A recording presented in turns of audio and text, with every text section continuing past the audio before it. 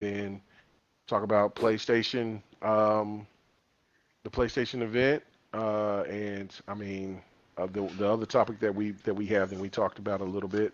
I guess we can ask the chat if anyone shows up tonight. Yeah, yeah, that Yeah, that would be another thing. Yeah. because we are live. Oh, okay. All right, good deal. Well, All right, man. welcome to Devin the Gamer. I mean, look, I don't have control of the buttons, and so I guess Don likes to do a little sneak attack, and while we're over here talking and making discussions, but hey, it Hey, is what you it play is. KI with me. You know how it goes. Yeah, oh yeah, I know exactly what you do. Yeah, hmm that is true. Yeah. That is true. So I call it my anyway, secret technique. is that what that's called? Okay, hmm yeah. All right, I call it something else, but hey, you know what? This is a family-friendly show, and yeah, you're saying K Mega, you're doing double duty. Yeah, it seems like I am. I don't know why Do you Don see? is so excited on wanting to do Devin the Gamer right after Hey, did you see how GRG, many but sparks I dropped in GRG for you you today? you did. Close to a million. Yeah, Close. yeah. You I should have I kept ran going. out. I ran out. I You ran ran out. out. I ran out of sparks. I spent it all on GRG last well tonight. Well, I don't know what day it is now, It's tonight. but It's tonight. yeah, but you get where I'm going with that, man. Yeah, yeah. We got well, no, it's tomorrow, but yeah, but we'll say tonight. We'll Hey say man, tonight. well if it helps Well, get you. for you, it's definitely tonight because it's not even. It's almost 12. It's almost 12 Hey, no, o'clock no, for no, you. no. You're in the future. I'm not. It's still Friday for me. That's what I'm saying, right? It's still Okay. tonight for you, but for me, Nice. it's Saturday, right? But it is what it is. Okay. Absolutely. Right. So anyway, welcome to the Dev and the Gamer. Hey, we are basically like a thief in the night, but we are more frequent. So, and unfortunately, what's the saddest thing is that you know what I'm saying, we've done this 3 times in a row in the last 3 weeks, but a lot of people will not hear that other show because because Oh, the first one? Yeah. it was a lot. That's I abomination. do. Yeah, yeah, yeah, yeah. Yeah. I mean, but it was Don's first time messing with levers and buttons. I just thought, oh, I just didn't think things through because I just did it like how we normally do everything, Right. and like when we stream, and then I'm like, oh, Yeah. okay, that's gonna need some adjustment. So yeah, I already got follows and everyone else. So thanks for. I thought we would have two. We have 7 people already here, so this is out of Excellent. control. So Excellent. Excellent. Excellent. It's already blowing up. All right. Cool. So, anyway, definitely, again, if you're new to the Devin the Gamer, Don is pretty much kind of like Devin the Gamer is kind of like the added version of GRG, included with a little bit of the next podcast flavor it's vibe. a GRG spinoff, right? Right. Like, Right. because Right. the timing was always an issue of matching with GRG, Yeah. and I don't know why you guys wanted me on there, but you requested for me to show up, and I felt bad because I like wanted to do something, but I just couldn't make it at the time you guys were committed. So little known fact, that's why next podcast is on Saturdays, and I'm not on there very often anymore. So Right. Well, hopefully, whenever the game is done, then you'll have a lot more free time to come in and a shoot lot the more free bull. time. Next thing you know, you're like, hey, I'll get another contract and I'll be back to it again. So, Today, you don't even know right now. I am turning down contracts. Like wow. literally, like it went from like when you first met me to like trying to break into. I was always on the outside trying to work in a new contacts, but just it just never lined up. And then to the point where honestly, next podcast gave me my break where people are just willing to listen to me enough. You're like, okay, we're gonna give this guy a chance here.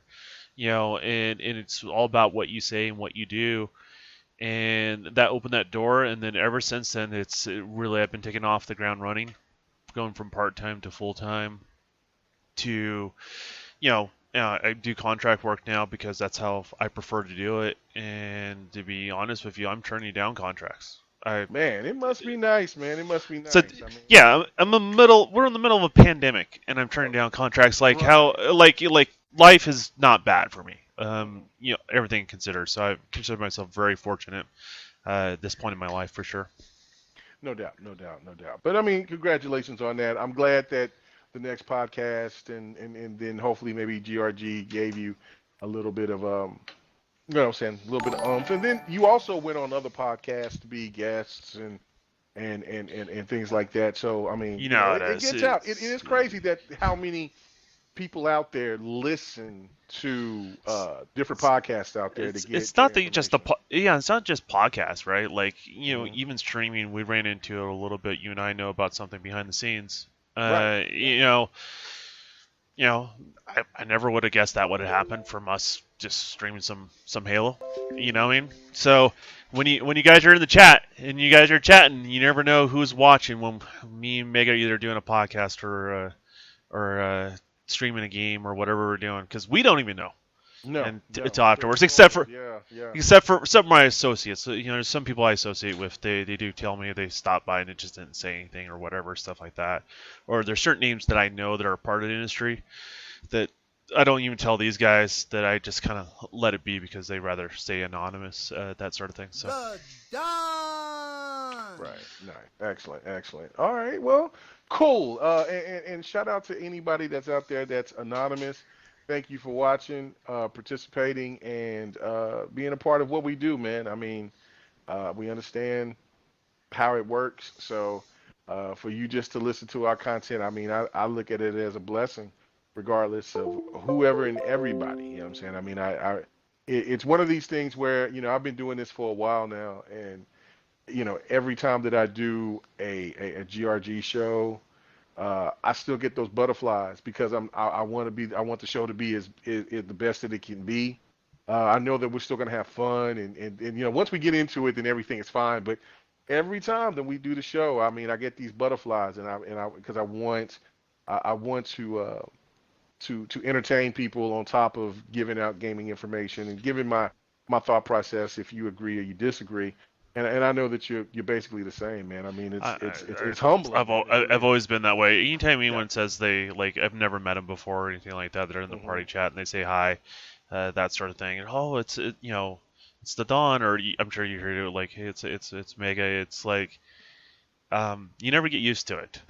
you No, never you never do. you never get used to it, and to be honest with you, you see all the negative stuff that are out there on Twitter, but it's so overwhelmingly more positive with the people you run into, in regards to that. And it's, yeah, and there's no words for The it, man. It's how all that stuff Don! goes, man. And I will always be humble of anyone that listens to me. And the thing is, it doesn't even have to be somebody in the industry for me, like, because those are people I work with now. They're people The I associate with. But Don! I think it's different when people just appreciate you, right? Like those people, like, I don't know who they are. They don't Somehow they know who I am. You know what I mean?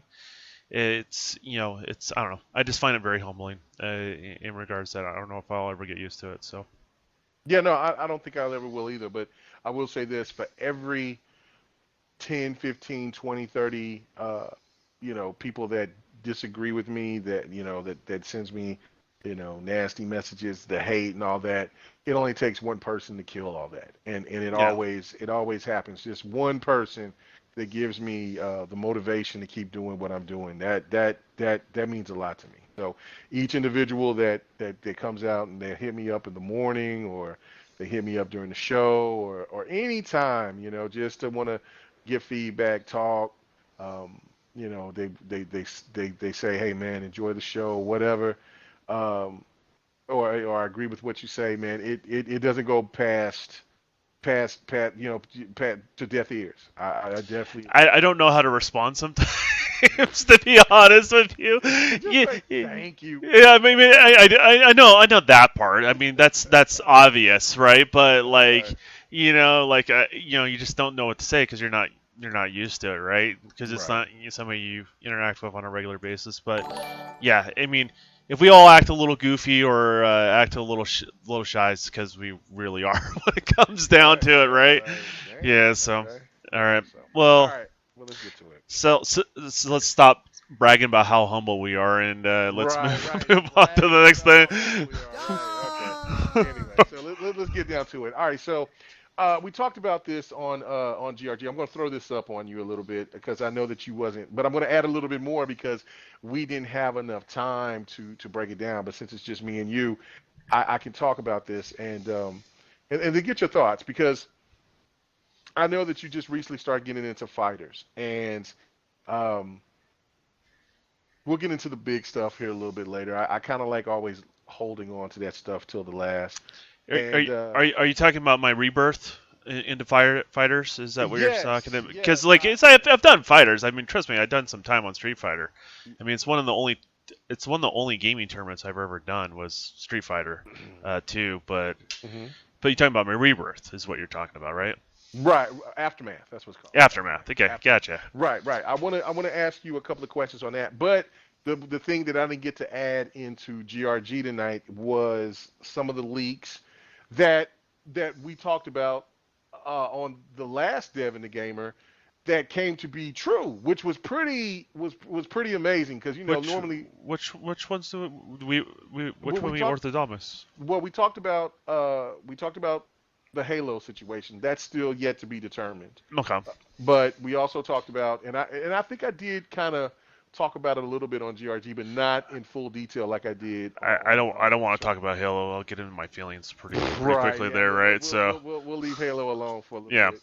yeah. But um, but for okay, so let me first ask you about what you think about uh Mortal Kombat Aftermath, the DLC, and also what is your thought process on how Mortal Kombat, or I should say how NetherRealm has taken the story aspect to a fighter and then implement that into some DLC. Would you like to see that type of story-driven narrative be pushed into other fighters coming into the future? Well, I think NetherRealms in general because they also worked on the DC one, right? Yeah, Injustice, yeah. Justice, and it kind of started with when I first started noticing what they were doing. Is it started with Injustice. I don't know if it was Injustice One I played or Injustice Two. I mean, I played them both, but I started with one of them. I think it may have been out of order. And I'm like, huh, this is really good. And actually, you know what? I started with Injustice 2. And I did that one, and I really enjoyed how they did the story. And then I'm like, I think it was either on Game Pass or something like that. I tried the first one, or it was on sale. Something happened that I had the opportunity to play through the first one. And then I played through the first one. I'm like, man, they're doing really good with this. And then when I got into the latest Mortal Kombat, because I was kind of late to the party, I think you remember when I was starting to play before we were doing fight night and stuff like that. Man, it was crazy. I love the story. I love where it ended with the character and everything. Like, and I'm like, this is way more in depth. This is like a fighter that actually has a story that makes sense. Because the story has always been kind of this side thing in fighters, right? It's kind of the means to for two dudes to stand in front of her, dude or a chick, right? and, Right. and and throw some fists, and it was always kind of campy. Does that make hmm sense? And it was always kind of silly and almost like a really bad like anime cartoon where it just it didn't it was lost in translation, right? Like if you're in Japan, like it was like the coolest thing, but everyone else here in the States would be like, huh? Sort of thing. And that's kind of how I thought fighters really were and how they're always going to be. But Nether Realms kind of shows that story and get you to care about what characters you're playing and how you're playing through it and all that sort of stuff. So yeah, I'm stoked how they handle it, and if they handle what is this like a DLC, complete DLC on this Nether Realms thing they're doing hmm there. Yeah. So how many characters is it? Do you know? It's three more characters at once at this particular time, but I have a feeling that they might even add, uh, a couple of more. I mean that's going to be part of what I'll include into the leaks of that I've received, and then get your thought process of it. But I mean, for right now, it's just three characters. Well, Is it going four. to be? Well, hold on. Well, Are they four going to characters. continue? I'm sorry. Are they It's going to continue the story?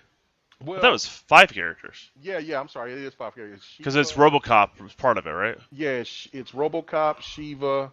Sindel is already a character that was included in the second pack. Night Wolf was too. Shang Tsung was. Um, But and that's Nightwolf wasn't in funny. the story though, right? Right. See, that's what I'm So saying. They they're gonna dropped him in end him three into because this story. Gotcha.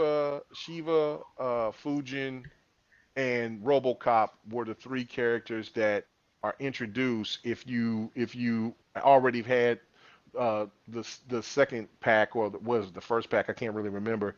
Then you already should have Sindel and Nightwolf and Shang Tsung. So I mean, it is seem like it's like five characters, but really, if you've already had season one or two, I believe it's season two, then you would have two of those characters already, and then you would have the other three, or you would have three of those characters. So Yeah, I don't know. My but math is a are little fuzzy are on they me. doing a story?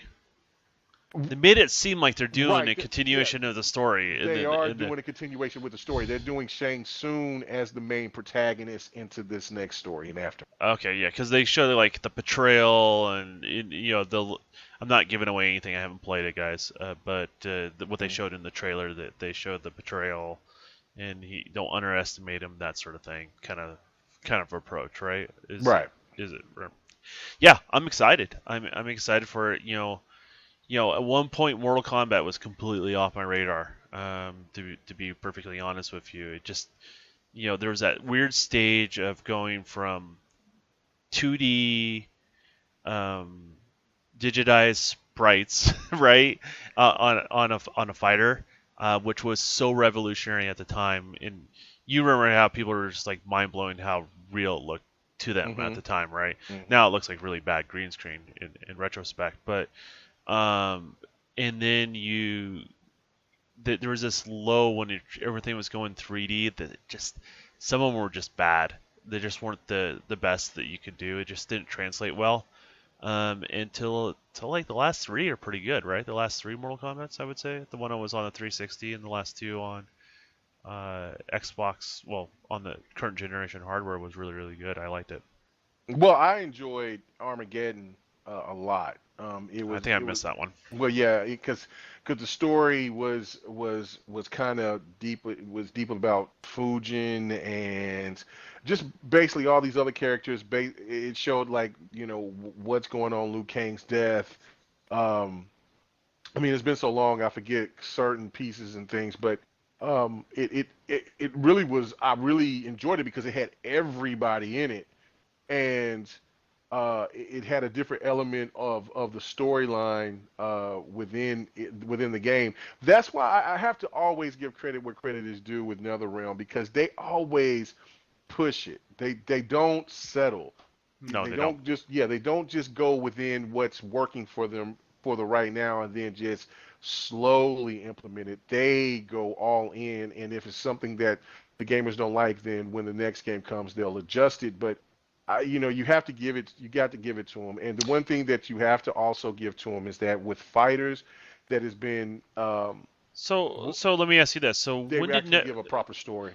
When did NetherRealms got their groove back, right? Like how Cell got a groove back. Like Hmm. when did fighters not fighters, but when did NetherRealms get their groove back? When was that time? What release was that for you? Uh, I would say Armageddon was the one, but I mean for maybe people out there that weren't into fighters like that, probably Mortal Kombat 9. Okay, Mortal Kombat that was at 9, the 360 one. that was the 360 one, PlayStation 3. That and it was also on PC eventually, but I thought that Mortal Kombat 9 kind of brought in that vibe because not only did they add guest characters uh, like Kratos and Oh, I remember others. that. Yeah, yeah, yeah. Because if you had to play that, that was one of the main reasons why I bought the MK9 version on PlayStation I than remember I that did being on a big deal, Xbox. man. I It was a remember that being, huge deal. I was like, "What? God yeah. of War is in here? What? Kratos?" What So was the I one? bought it. Because every platform get a unique character, or was it just PlayStation back then? That at that time, I can't I don't recall Xbox getting anything extra. I could be wrong because I only bought the PlayStation 3 version. because I mean I'm a big God of War fan. So I was just like just the thought of playing as Kratos was just super cool to me. And then Jason was added as well. I mean not I remember Jason, that. not Jason, but Freddy. Freddy was added into 9, and Freddy was on both consoles, but Kratos was like the special because of I guess of the marketing rights or whatever. But Yeah, they wouldn't be on a competing console right, for right. the way Sony manages their stuff, their IP. So Right, and it was kind of like with me, Dead or Alive was, I never got it on PlayStation. I always had it on Xbox. So when they added Master Chief to Dead or Alive, I think it was Dead or Alive 4. Then I was kind of like, oh, this is just crazy because you had Dead or Alive, they had Master Chief, and then you had uh, Mortal Kombat 9 that had Kratos, and then you had Soul Calibur that had Yoda, Spawn, and Vader, yeah, and Dark Vader. So yeah, it was because it Vader, I think Vader was PlayStation, right? and then you also had Link because Nintendo had their own Link was on Nintendo. I remember hmm that. I remember that era because I bought that Soul Calibur, and I bought it on GameCube. I remember I did that. Right. Yeah, I bought it for my It, son. Yeah. and then I think 360 had the Yoda one. That was on the 360 though. Yeah, So I that was thought I don't after. know. Yeah, yeah. That must have been Well, there was 360, and there then was between PlayStation there was between had the 4, Soul Calibur 4 and 5. Cause so yeah. yeah, yeah, yeah. I got them. They're both. Yeah, This I'm adding both didn't of them to Spawn have like the axes or something like that? I don't know. It's Yeah, been he a had the while. axe. He had the axe. Yeah, He had the axe. yeah. It's been a while. But yeah, I mean, back to the root of the question, like stories. They showed that fighters can have stories. They can have in-depth stories. Matter of fact, the fighter can have a better story than its movie adaptation, as far as that's concerned, right? And it can set the benchmark, and it makes it make sense. It makes you care about what's going on in the world, and that's the impact of stories. Sometimes we kind of go through the paces on the way some stories are in games, but a really effective story in a game gets you to care about, and it becomes that carrot they dangle in front of you from a gameplay design perspective that Mhm. motivates you to want to keep going forward, right? You want to see what happens next. You start caring about the character you're playing. You start caring about, even the villain that you're going to be fighting against, right? Because you learn to hate them. You get that motivation, right? And so when it's done right like that, you go on this adventure, and that's the impact of story in games. And it always becomes secondary to everything, but it can be this like untold game mechanic that's it's hard to make it tangible, right? But I look at it as something that is the motivation that gets people to want to see what's around the next corner, or want to see what the next level is. In this case of this, a fighter, so what's the next stage, and then when you get exposed to a different fighter, you're like, oh man, I want to go play that character now because I didn't see those moves coming, that sort of thing. And that's what story's for. It's story's meant to impact in that sort of stuff, and it can be done just kind of as you know background noise, or it can be something that really drives the player to continue to play more. And I think they did a good job in Mortal Kombat. I'm looking forward to more of it. If it's anywhere in the same quality in the realm of the others, I'm super stoked because I'm kind of curious where the story's going to go after how this last one ended for sure. So No doubt, no doubt. I have to say that like um as me being a person that loves fighters, there's only a select few that I can go back and I can look and say, man, the story within those games were meaningful. I got into Street Fighter there for a minute, but then it just went completely left. So I kind of went away from Street Fighter um, storyline, and then I was really disappointed after Street Fighter Five because when it first came out, it didn't have a story mode, and so then I kind of lost interest. I need to go back and I need to try to beat everybody's individual story. Tekken, of course, that's my favorite all-time fighter. Um, it's always had a story, very complex. You have to kind of follow it because it's you got the stuff about the devil gin and then that there's Kazuya has a child named Jin, and then like this is family bloodline with the Machinimas that they want to Uh, kill each other off now for you've the already lost authority. me. Well, no, but I will say this. With my feelings about Tekken 7, I love Tekken as a game whole. I mean, I love it. We talked about this on GRG earlier. I was kind of glad that Lawrence G came on to the show. He's a big time fighter fan like I am. He streams a lot of fighters. Actually, he said that he was going to come in on Sunday Night Fight Night. He's a formidable foe, so it should be really fun if he comes in. Um, but the thing of it was with Tekken is that uh, Tekken 7, if anything, I have to give it mad props for the story. That's the last one, right? Right, that's the last one. Yeah, The that one had a story that one had a made a decent. lot of sense. Yeah. Yeah, it actually had a story. For me, it was kind of a hard one to follow because I don't know, a lot of Japanese anime. I'm starting to tune out. I think I'm getting older. I think it's one of those things of like, like growing up, people always say, hey, certain music you would hear people like that were older would complain about it and stuff like that. That never hit me. The whole music thing never hit me. The whole games thing, new games, that didn't hit me. Like I embrace all that sort of stuff. Japanese anime as I got older and some of the newer stuff, I just can't get into it. Just can't get into it. It makes me feel like an old man, like an old man, just not getting it. You know what I mean? So I'm gonna try to get over it, but that the story was there. It was solid. It had something to follow in regards to it, but I kind of tuned out in regards to it. At least it made sense, and that's all I can ask it for. And then they didn't try to be too campy about it, which is No, and that they try to be serious about it, and those are the things I appreciate it for. But yeah, Mortal Kombat still did a way better job. So oh no. Mortal Kombat is the standard. Soul Calibur also does a pretty good job.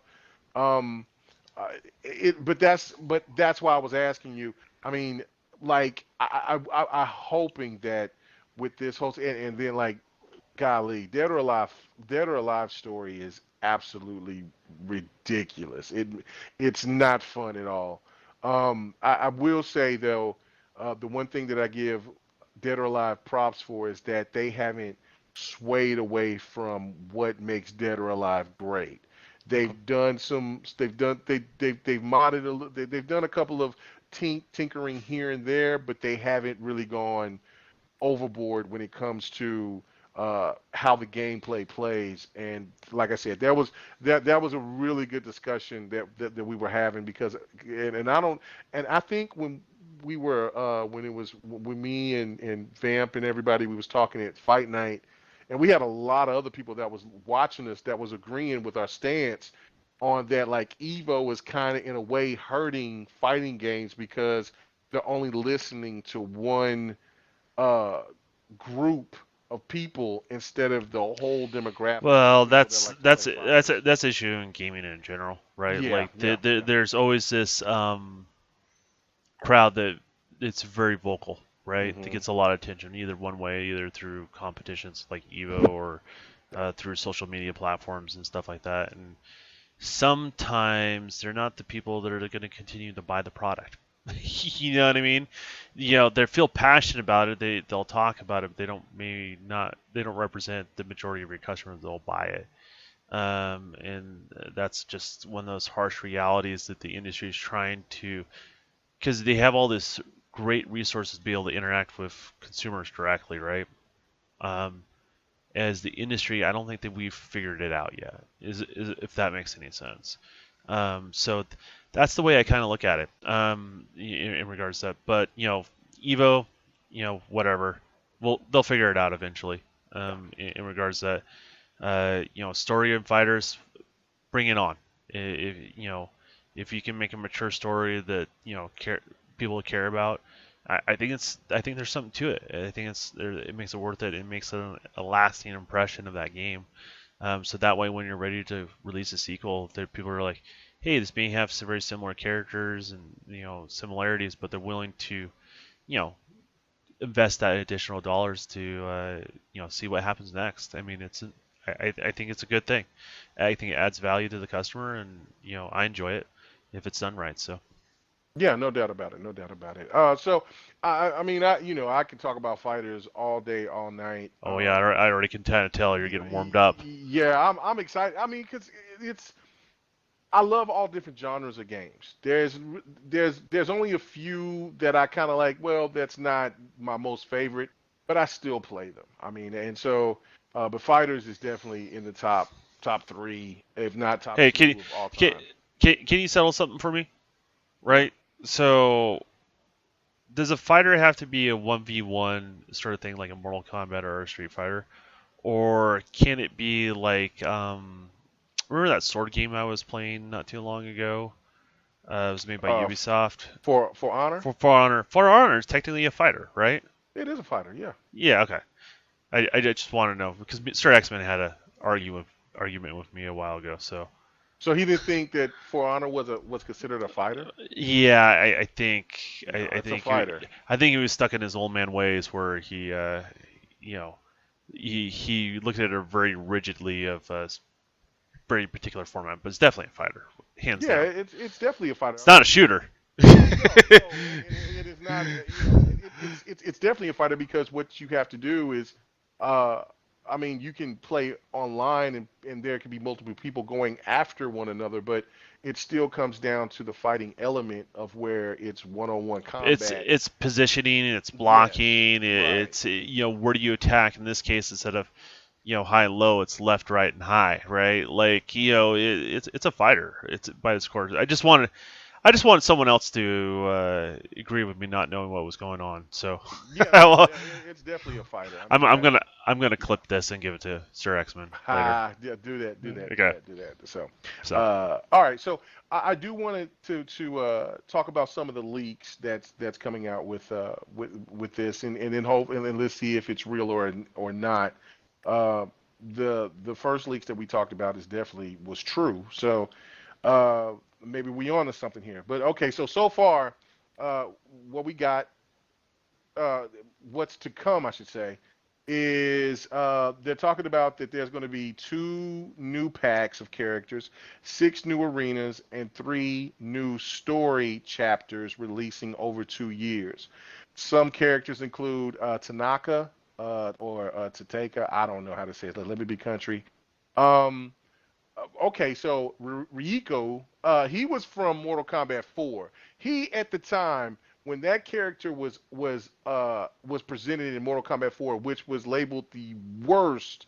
If anybody who's played Mortal Kombat from beginning to end, Mortal Kombat 4 was definitely the least favorite. It was just now starting to get into the 3D space. It looked ugly. It didn't play anywhere near what people were expecting. There was a run button. It just didn't do well. A lot of people hated Mortal Kombat 4, but one of the characters that people did somewhat like was Riku. I think that's how you say his name. Let me be country if I'm not saying it right. Quan Chi Fujin, we definitely already seen him. Ash Williams, which is Bruce Campbell's character. And the total roster, once all DLC is released, will be totaled 40 plus. Release has been delayed due to contract disputes with Campbell over the COVID situation. But this is kind of like the future plans they of what they want to do. So uh, I kind of figured that they would have another pack coming out, and it makes sense because NetherRealm also said that they were going to progress. They were going to make Mortal Kombat 11 stay around a little bit longer. They weren't going to kind of push that. And I'm pretty sure the next game that's going to come is going to be probably Injustice 3, which I thoroughly enjoy Injustice. I really enjoy Injustice. Matter of fact, that should be one of the games that we play tomorrow night. Well, I should say Sunday night. So, but what do you think about that? Do you think that any of those things sound true? Do you even remember any of those characters from Mortal Kombat lore? I don't remember a single one of those characters, but I probably will recognize them when I see them in person. Does that make Okay. sense? Yeah. Sort of thing. So like I didn't really keep track of the names and what was going on in regards to all that sort of stuff on the side characters. Like when they showed the new teaser, right? I recognized the forearm Goro female character. I'm like, oh, okay, I know who she was, right?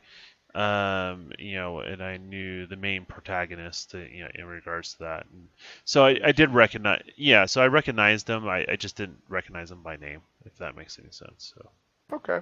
All right, cool. All right, well that's enough of the fighting game stuff. I mean, I know that it's kind of like, I know a little bit. I'm just now getting back into it, so I won't drill you to death with it. So let's get into another topic, and this is something that we didn't even talk about before we started the show, but I think it's definitely worth talking about. I mean, somebody in the chat definitely was talking about it, and I haven't talked to anybody about this, and that is basically. Um, Streets of Rage 4. Uh, when You it gotta comes play to, it. huh? Well, yeah, no. Oh, you haven't played it yet? No, we gotta play it. We haven't got a chance I to play it. played it. I, I I, played it. oh, you played through? Yeah, well, I didn't beat the game, but I played to like level No. 6. Yeah, I played it by myself to level 6. Did Yeah. you can't stop, won't stop it? Is that what you just did? Well, kind of, but then I said, Yeah. well, Okay. I played it before you even talked to me about it. So, Yeah, yeah, I yeah. know you were looking for your way in. Uh, Early access. I know what you did, man. Well, no, I just wanted to get a feel of it, and then because if you remember, it was me, you, and Megatron, and we was talking about it, and I was like, "Hey, man, I already downloaded this. I'm gonna start playing it." And I'll say I want to just see what it looks like, and then I got myself caught up to playing it, and then I played it for like the next 2 or 3 days, and then I said, "Oh man, Don, you hit me up and you was like, man, we got to play this, and so we can play it Saturday." So I was like, all right. Or I think you said you wanted to play it Wednesday. Yeah, no. Yeah, yeah. Wednesday didn't work out, so Yeah, we're doing. Hey guys, so Saturday we're gonna be doing this on my channel and K Mega's channel. We're gonna co-stream that. yeah, yeah, yeah. In regards to that, and then if K Mega, won't get to it, I'll recruit the wife. One way or the other, I'm playing that damn game. Oh no, we're gonna So play it. No, we're definitely okay, gonna play it. I mean, yeah, it's definitely gonna get done. I just got myself caught up into it. So I guess I should say is, since you didn't play it, which is unfortunate. I played like the first like 15 minutes, and then I'm Okay. like, I got to shut this off, like, cause like I was feeling those hooks, you know what I mean? Like when a game is good, they kind of get those hooks into you, and you're like, oh man, you just get, 3 hours gone by, 20 minutes, it could have been days. I don't, that sort of thing. It was getting those like old school hooks into you, and you're just like, oof, I really do want to play this, but I wanted to play co-op in to be my first experience. That's why I backed off. So Oh, okay. Well, I just wanted to get the feel of it. I was just kind of like, wow. But um, I uh, guess you just were playing because that lady in red is what was going on. oh, Blaze. Oh, oof, yeah, Oh, that kind of pulled me in. Like, man, I got this yeah. plan. Yeah, I want to see what's going on. Animations was nice. But no, it's really when it comes to these type of games, right? Like, because that's a genre that has been missing for decades, actually. Okay. I mean, I think the last game that I could think of that was kind of like a new IP. I'm pretty sure that there's going to be other people that's going to tell me I other remember games like are a named. Ninja Turtle game or something like Well, that yeah, coming out yeah, and stuff like that. But yeah, yeah, Ninja Turtles. But the only game that I could think of from that, was the Bouncer. Back when the PlayStation 2 first came out. Yeah, there was well, I guess there was plenty of other games that came out before, during then. There was another there was like Castle Double Knights on the 360. Dragon, You and that was remember it. Castle Yeah, Knights? I do. I got Castle Knights. Yeah, Yeah, Castle Knights was the same principle, right? Castle. Like No, Castle Cas- Crashers. Castle Crashers is what I meant Yeah, to say. So, yeah. yeah, that was kind of the same concept, right? Hmm. Castle Crashers, that sort of thing. So, Hmm. but yeah, I mean, it's a rebirth of an old game. Is that what you're kind of Yeah, saying? I mean, do you think that this now is the time now since I mean, I said Ridge Racer 4. I see. I got that game on my mind. They need to You remaster just want to that. be at the next Sony press release, is what you I, want to be right there. I'm not on my Keeley, but I'm just, but you know what I'm saying. But if they Yeah. talking about bringing a remaster of Ridge Racer with that same type of music, I'm with it. But no, it's to me, it's no Streets of Rage. Hmm. Do you think now is the time to start having these genres come back, like Nintendo or whoever come back and bring uh, Double Dragon? Capcom comes back and brings all, you know what I'm saying, all of their classics, especially Final Fight. That's like one of their best known. Even games kind of like Altered Beast, Sega's one of Sega's Oh, games. Like, you need to pump your brakes, man. well, no, I'm settle saying, I mean, settle down.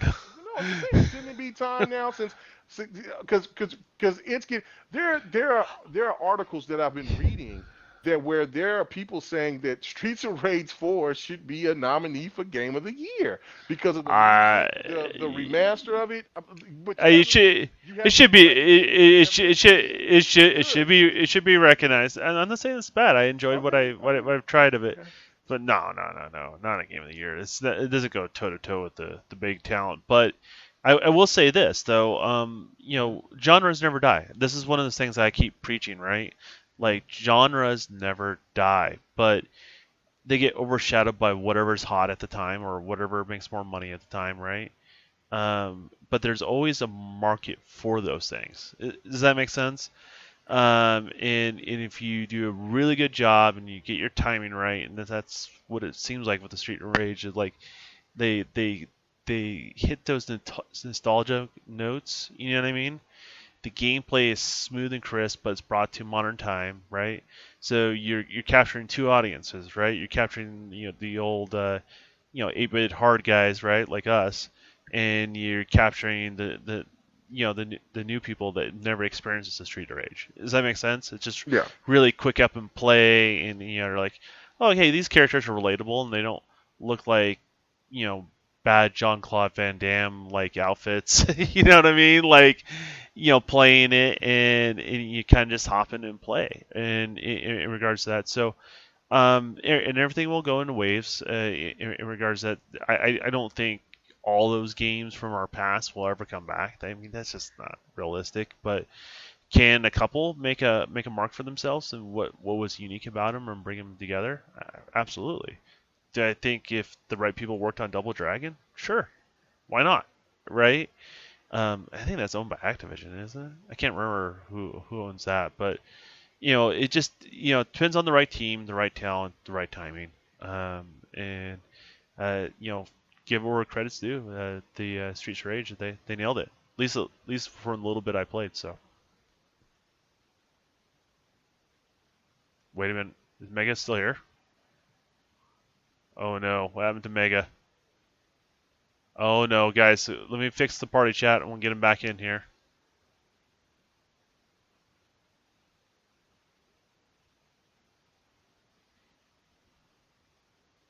All right, so I just sent him an invite, so he should be able to hop back in. We'll see what happened.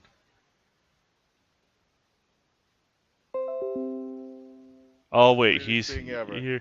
Here he is. Yeah, yeah. Here it is. I was like, I just got kicked out. I was like, doodle. I was like, what? What's going on? We was talk. We would see. The problem is that we were talking too much sense. It's time to bring these old games back. I kind of was like, and then I went to look and I was like, is it me that got kicked out or was it you? But I had No, no no, no, idea what was no. going on. It was well. The great thing is I can keep talking and you're good. We just need to get you back in. That's Right, all right. it is, right? The way it's You set was up. quick So with that button. I did like that because I was looking at trying to yeah, see if I could jump in. Yeah. yeah. It was paused. Then I'm like, what is going on here? And I knew exactly where to look. I have my screen. I have several screens up, but I have the screens of the party chat up, so I can never lose you. All At right, least good I can see stuff. what's going on. So, but yeah, I mean, I just think there's some games that there's an opportunity. I don't think all of them though. All right, you know what I mean? Not Right. everyone's passionate about doing them right and hitting those nostalgic notes for the old cats, and I just don't think they hit every single sweet spot with this. Hmm. So somebody would have to do something similar with what makes those older franchises special.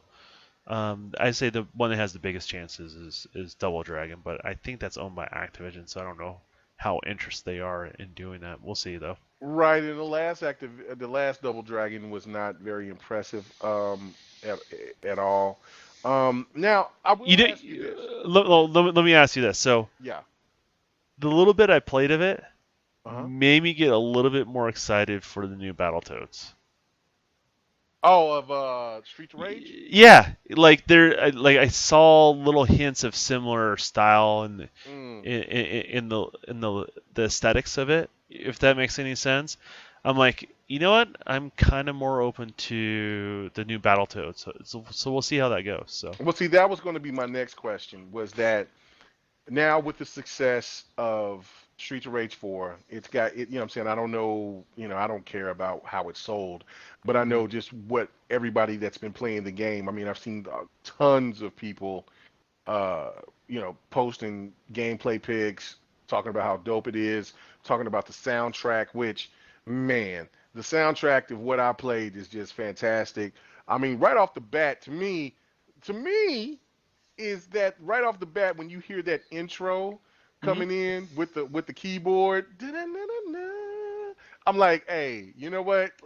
Go ahead, let this game be nominated for something great because that music and it's got to be labeled as one of the best soundtracks that's out in 2020 because it is so dope. It's got and I will say the 90s music, the 90s soundtracks and games were top notch. They were the higher echelon, better than anything else that's came out in the last They're close to unique 30, for sure. yeah, For 20 sure. years for Yeah, sure. yeah, I yeah. mean, The Witcher, Ori, Halo, They had their Mario, own. they They got had their their own they got a flav. place. Yeah, Right. they exactly. Overall, yeah, Yeah. but overall, their gaming music in the '90s was so much far and ahead.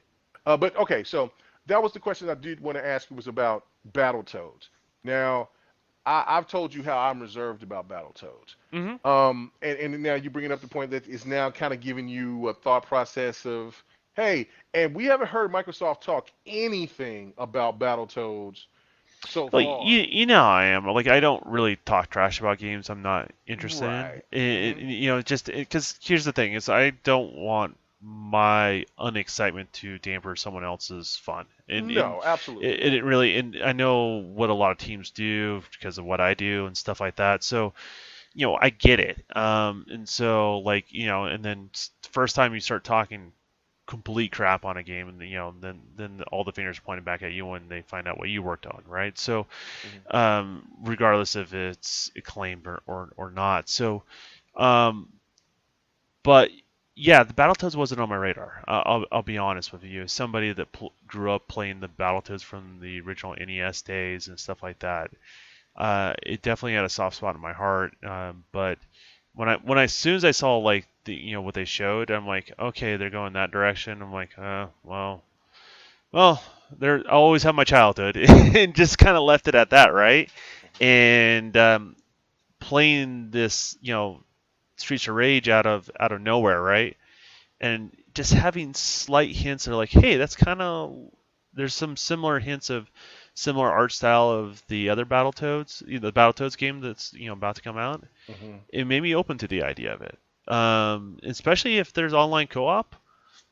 Give it a shot. It's on Game Pass, and if it's good, I'll praise it. You know what I mean?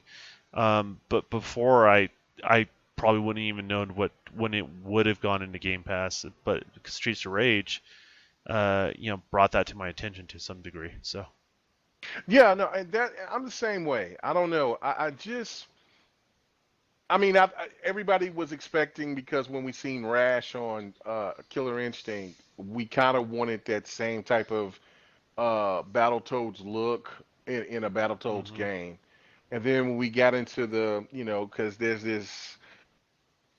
I this thought process about cartoon graphics and things like that, these well, cartoon graphics or something I you want to don't let call it. people get into my head with that. But yeah, you see Right. Rash on like what is it, KI?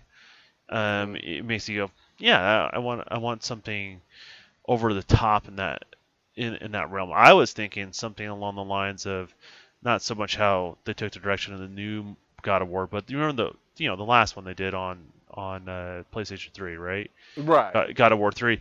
Imagine a Battletoads game with that type of adventure, if that makes any sense. Right. No, that would be That'd really good. Oh be, yeah. yeah, I would have been super stoked. And that's, and realistically, I knew there wasn't a team working on it or anything like that. So, like, I knew there wasn't something like that. But in my mind, if I was going to, pitch somebody to, something to, to the guys over at Microsoft, that's what I would have pitched. You know what I mean? Right. And there's something else they had in mind with it, and it works. I think it works. And now that I've played the new Streets of Rage, I'm more curious. I'm more open to it. I've let go of what I wanted it to be. But some part of me is always going to want that game that never got made. But you know, that's just how it goes, right? So Right. Well, I mean, as for me, I gotta say, um, Battletoads on Genesis on Nintendo had a serious tone, more serious tone, even though it did have some funny elements. Um, this Battletoads that I've seen doesn't seem like it needs to be taken seriously, and that's I think the fallback for me is kind of like, well, is this game? I mean, how am I supposed to take it? I've also like when I seen it at E3, I was like, I'm not standing in line for 2 hours to play it, so I'll just stand here and watch it for a little bit, and then I just got turned off from what I seen. And then when I've talked to other people who got a chance to play it, they were like, man, the combat system is really, really cool. So it's like, I don't know. But then when you play Streets of Rage 4, well, you haven't yet, but just a little like bit for I have. yeah, yeah, but when I play, you know what I'm saying, it still has that serious tone. Um, you know what I'm saying? It's in that cartoon graphics, but nobody's talking about that because the way that the game plays. And as long as Battletoads plays with a serious tone and is not too colorful to where it takes away from it is being a little bit more. I mean, you are fighting, you are punishing enemies, and it all comes down to the combo system. Then I mean, I'm just kind of like you. I mean, I'm gonna give every game a chance that I get a chance to run across, even if it's something that maybe at the first glance is not so appealing. But you know what I'm saying? Since we haven't heard anything about Battletoads, I wonder if they're kind of Uh, not going a full restructure, but kind of changing a couple of things up to give a different, a different look or a different vibe to the game. I mean, do you think that, or it's just that they'll probably show something about it because it's a first party game in July. to be honest with you, it was never, it just never was on my radar, right? And Hmm. now it Hmm. is. Like, as I said, it could have released and I wouldn't even thought about it, right? Like, because there's games that release in Game Pass I don't even bother, right? And there's some games that I do. And, some things I give it a try. And I honestly felt like the Streets of Rage kind of, the first thing it reminded me of, like, first, out of the 15 minutes, within 10 minutes in, I'm like, oh, they do take a similar art direction as Battletoads, Right. the new one, and that's what stuck with me. I'm like, hey, I'm enjoying this. Why wouldn't I try the other one? And so my whole mindset just kind of changed in regards to, am I going to brag about it? No, because I haven't played it. It hasn't been on my interest until now. But am I going to give it a shot? Sure. I already pay for Game Pass, so why not, right? Hmm. And all I do is lose the time I put into it. So, and that's the beauty of the whole Game Pass and the whole like feedback loop of what's going on.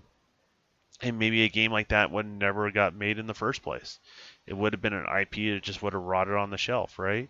You're right. And so, like, I'm looking at it from that perspective. But yeah, the game was never on my radar until basically Streets of Rage. So I'm excited to play through Streets of Rage. I'm excited where that's going to go. And then the same token, let's see where the Battletoads thing goes, and we'll go from there. And but I don't think there's going to be. I don't think there's going to be a flood of these style games, if that makes any sense. Yeah, no. There'll be a couple of them that will come from the dead over time, that sort of thing. I mean, it's kind of like saying like a Metroidvania game now being the next hottest thing because Ori came out. Ori 1 came out a while ago, right? And we haven't seen a ton of those style games, right? And then Ori 2 has come out. Those games are unique, right? Like they come inspired from a genre that people we haven't forgotten, but it's just not the most popular genre anymore, if that makes any sense. And I think same with this. It's not the most popular genre anymore. Doesn't mean games shouldn't exist in that space. And um, I'm looking forward to playing it tomorrow, and I'm also looking forward to Battletoads now. I'm curious Yeah. in regards to that. So good job, without a Yeah, doubt. no, yeah, yeah. I mean, thank you, Streets of Rage. Another fighter, another beat 'em up that that just crossed my mind was Fighting Force. That was one of my favorites back in the days as well. Never Um, heard of it. oh man, Fighting Force was I great. remember I remember Final Fight. I remember you know all the Double Dragon games. I played the crap ton out of all those. Um, but no, I've never heard of what you're talking about. Oh, Matthew said he said I said that. Let me look. Where'd you say that at? I didn't even see that. Uh, no, I don't know where you said it at.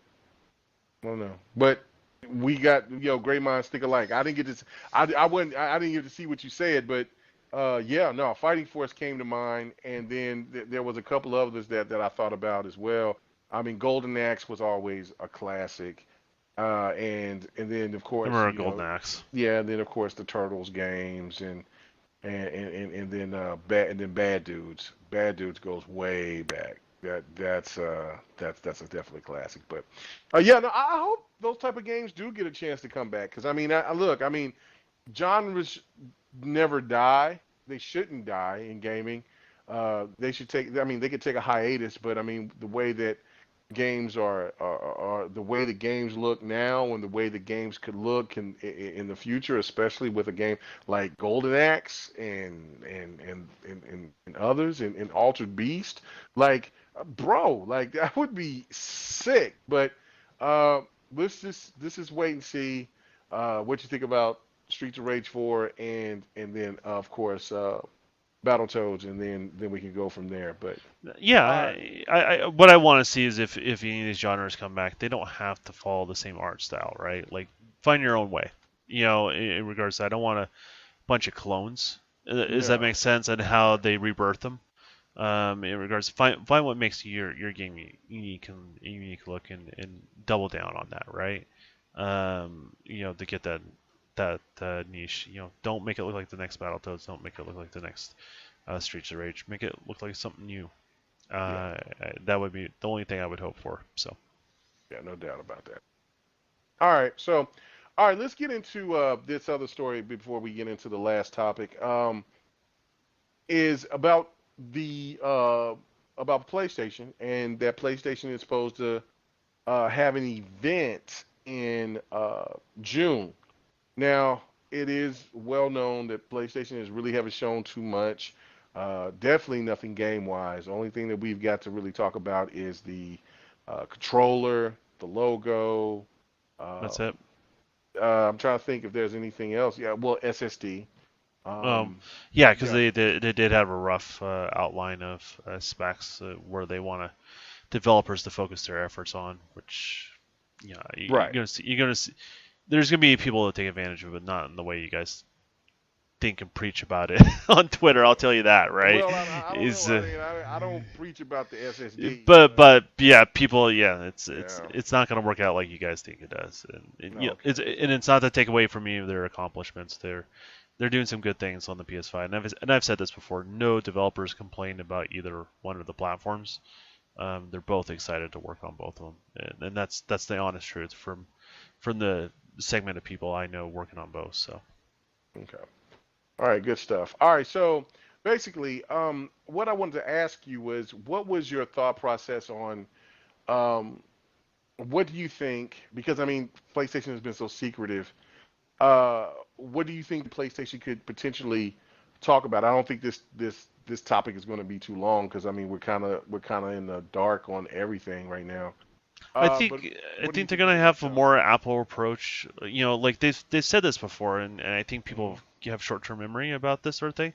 I think they're gonna have a little bit more of an Apple approach to releasing their products, kind of like what they did with the Pro. Mm. If that makes any sense. Now, the hope is they have a better presentation than they did on the Pro. I think a lot of gamers feel that way.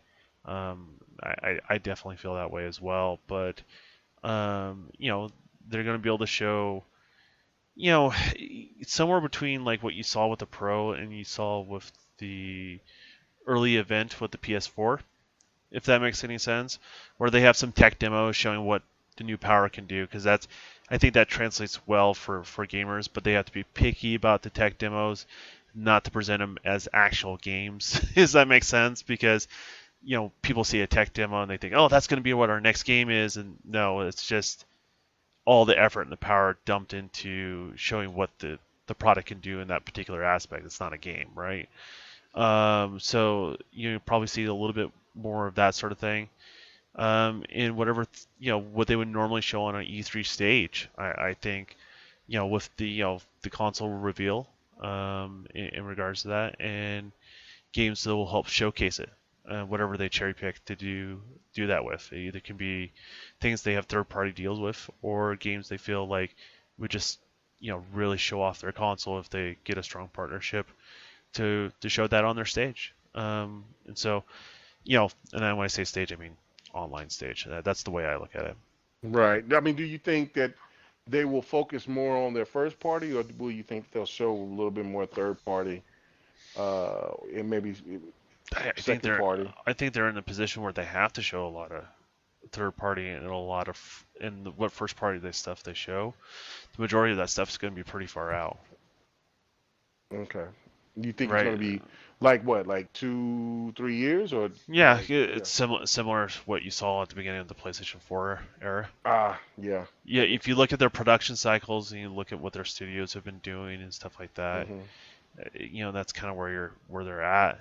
I mean, I can see, Ghost of Tsushima, maybe show how it shows on both platforms, like the current generation and the generation to come.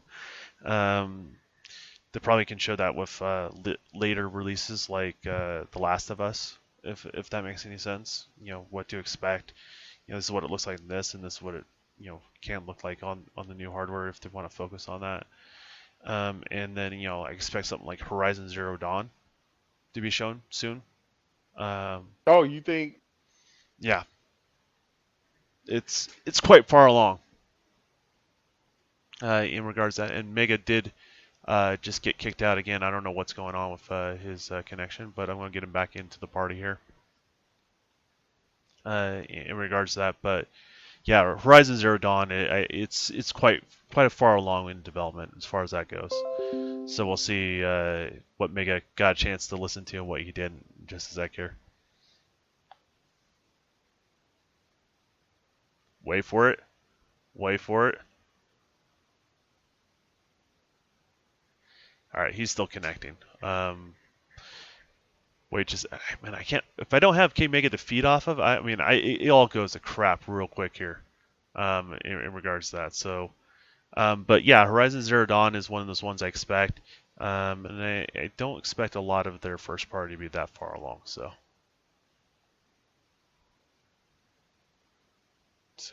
oh boy, Mega can't get in here. You can't get in here. It shows us that we're in here. Yeah, you're in here now. You Okay. got it. All right. You got it. It was. I was sitting there talking for a minute. I was hearing everything that you were saying. I was kind of like, "What is going on?" Like, yeah. So, all right, man. It looks like that they're trying to say the gaming gods is like, "Look, man, you need to get to the main topic All right, and we'll get get to out the of main here." topic. Well, We'll well, get it well, rolling. well. I do want you to finish what you were saying about the whole Uh, PlayStation situation. as I said, I think what you didn't catch before you got kicked out, right, was Hmm. the harsh reality is, I don't think their first party is that far along on next generation titles. Mm. And if you just look at what they've released and where they're at, most of that stuff got spent later in the generation, and they don't have all. They have some strong games they're releasing at the end of this generation. Like you look at Ghost of Tsushima, look at Last of Us 2 with the following that game's got.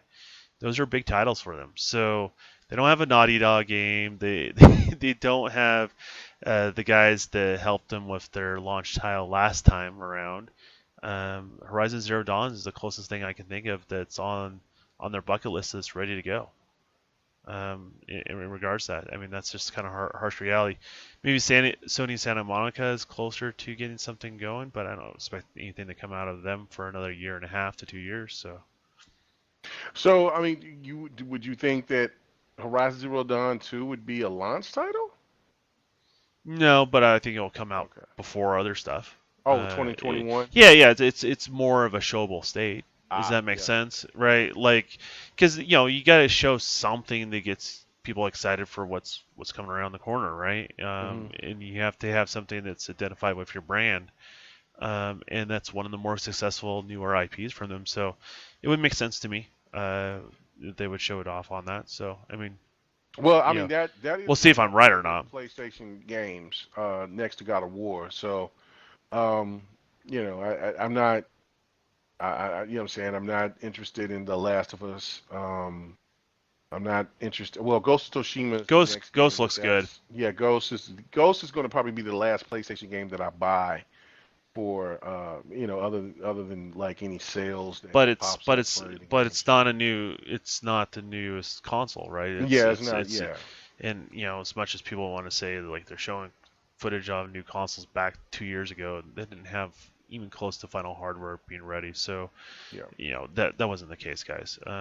They were just well optimized games is what they are. Is what it boils down to. So yeah, it's a good looking game. Maybe they can showcase maybe what they would look like between current gen and next gen to give a good demonstration. And Horizon Zero Dawn is the new thing, unless we're gonna get a new knack. But you know, You know what I'm yeah, saying? Look, to take that or leave it for whatever it is, right? right, It's right. not Like, I it's mean, for not people that love Knack, hey, no, yeah. no So offense. yeah, but it's not a showcase title.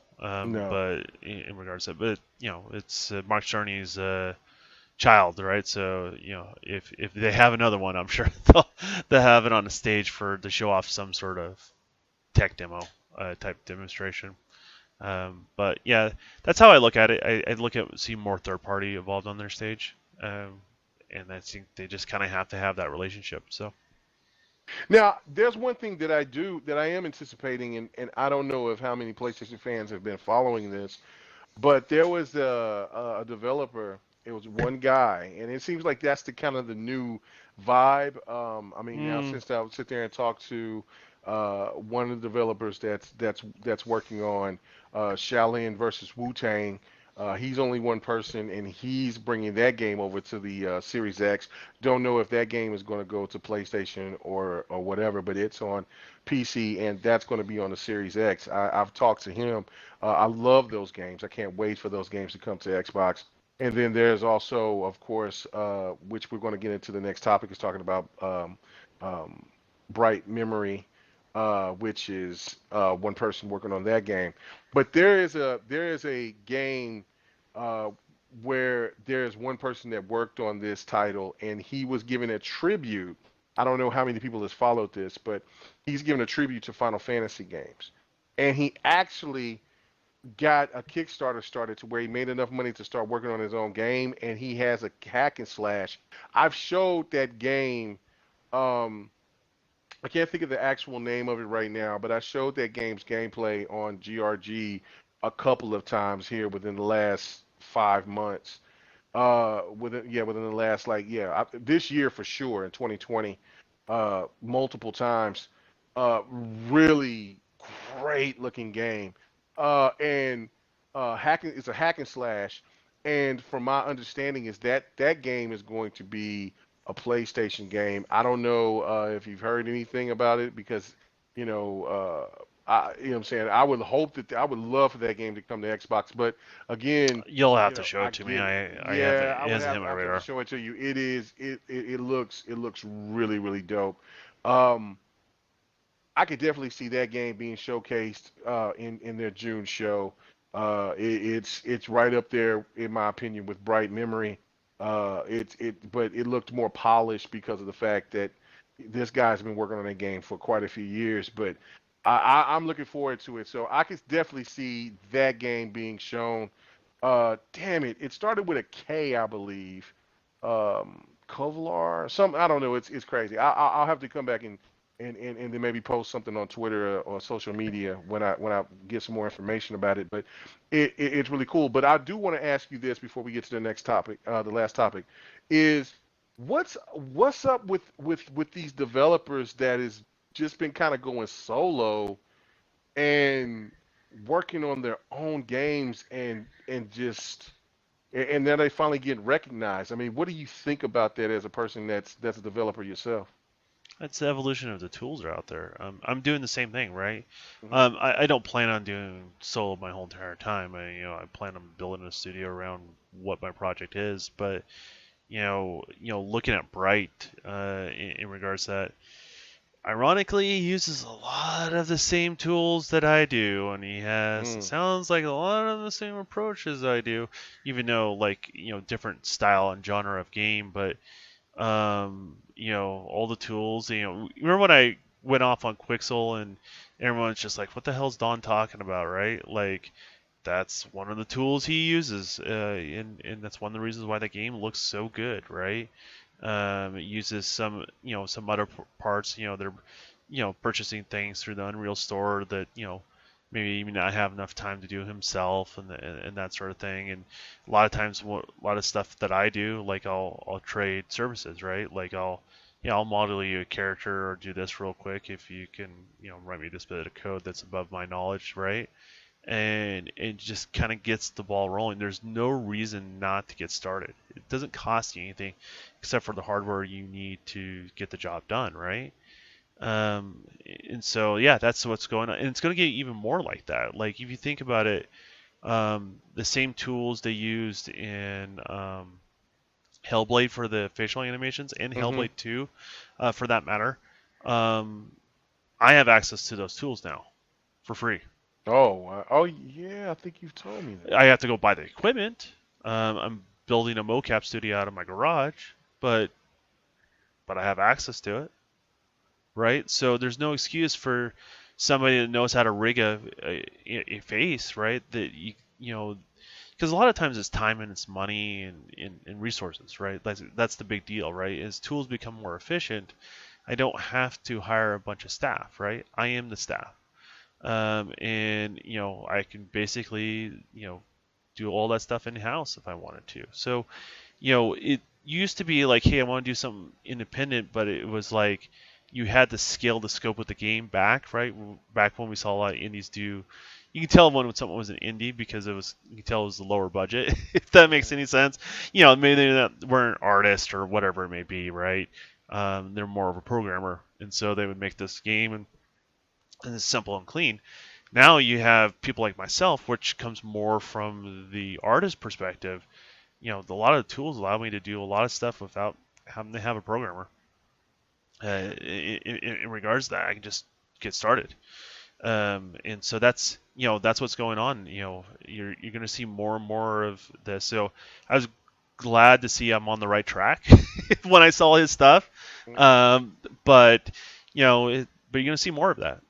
Absolutely, and the quality is going to get better. You're not going to be able to tell from the major, you know, at first glance, I should say, you're not going to be able to tell them apart from the AAA games they're going to be out there versus person that's incredibly talented that's 5-man team, 1-man team, whatever, truly independent, like they're paying their own way to do it. Um, Outside of when you start playing the game, you may realize the scale of the game smaller. But first look, like what you're seeing on Bright, I like it. It kind of reminds me of what's that game? I forgot the name of it. It's uses the Cry engine. Uh, Crisis. So Crisis, and Yeah. it gives me a kind of a Crisis Bulletstorm mix vibe. Does that make sense? Hmm. And I like it. I like the aesthetic. I like what they're done with it, and looks really, really good. And I'm sure he's not even close to being done. So Yeah. No. I found it. It's called Lost Soul Aside by Bing Yang. Uh, he made tributes to Final Fantasy games, and I remember when they first showed his work on PC, and I was like, "This is amazing!" Like, they need to hire, you know, what I'm saying, Square Enix need to hire this guy or whoever from from whatever Final Fantasy game that they're going to be working on, and give this man a job because the stuff that he was showing with his own work was unbelievable for that genre. And so he started working. So I guess he started a little Kickstarter and he started working on his own game, and it's called The Soul Aside. And from my understanding, it's got picked up by Sony. So look up for that. I guarantee you that will definitely be one of the games that they'll show at their conference. If you like Bright Memory, then you'll definitely like Lost Soul Aside. I mean, you've That's seen gonna a be really couple of good. stuff that I've done behind the scene, Right, right, right, like you right. Yeah, you look, you, you know where I'm holding back yeah, right, in regards right.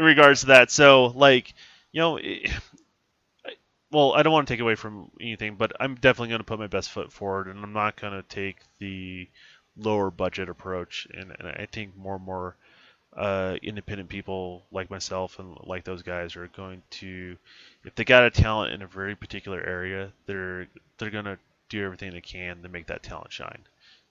That's probably the best way I can describe everything. So Yeah, no doubt about it. No doubt about it. Matter of fact, I'll send you a link to yeah, what I it just checked it is. out.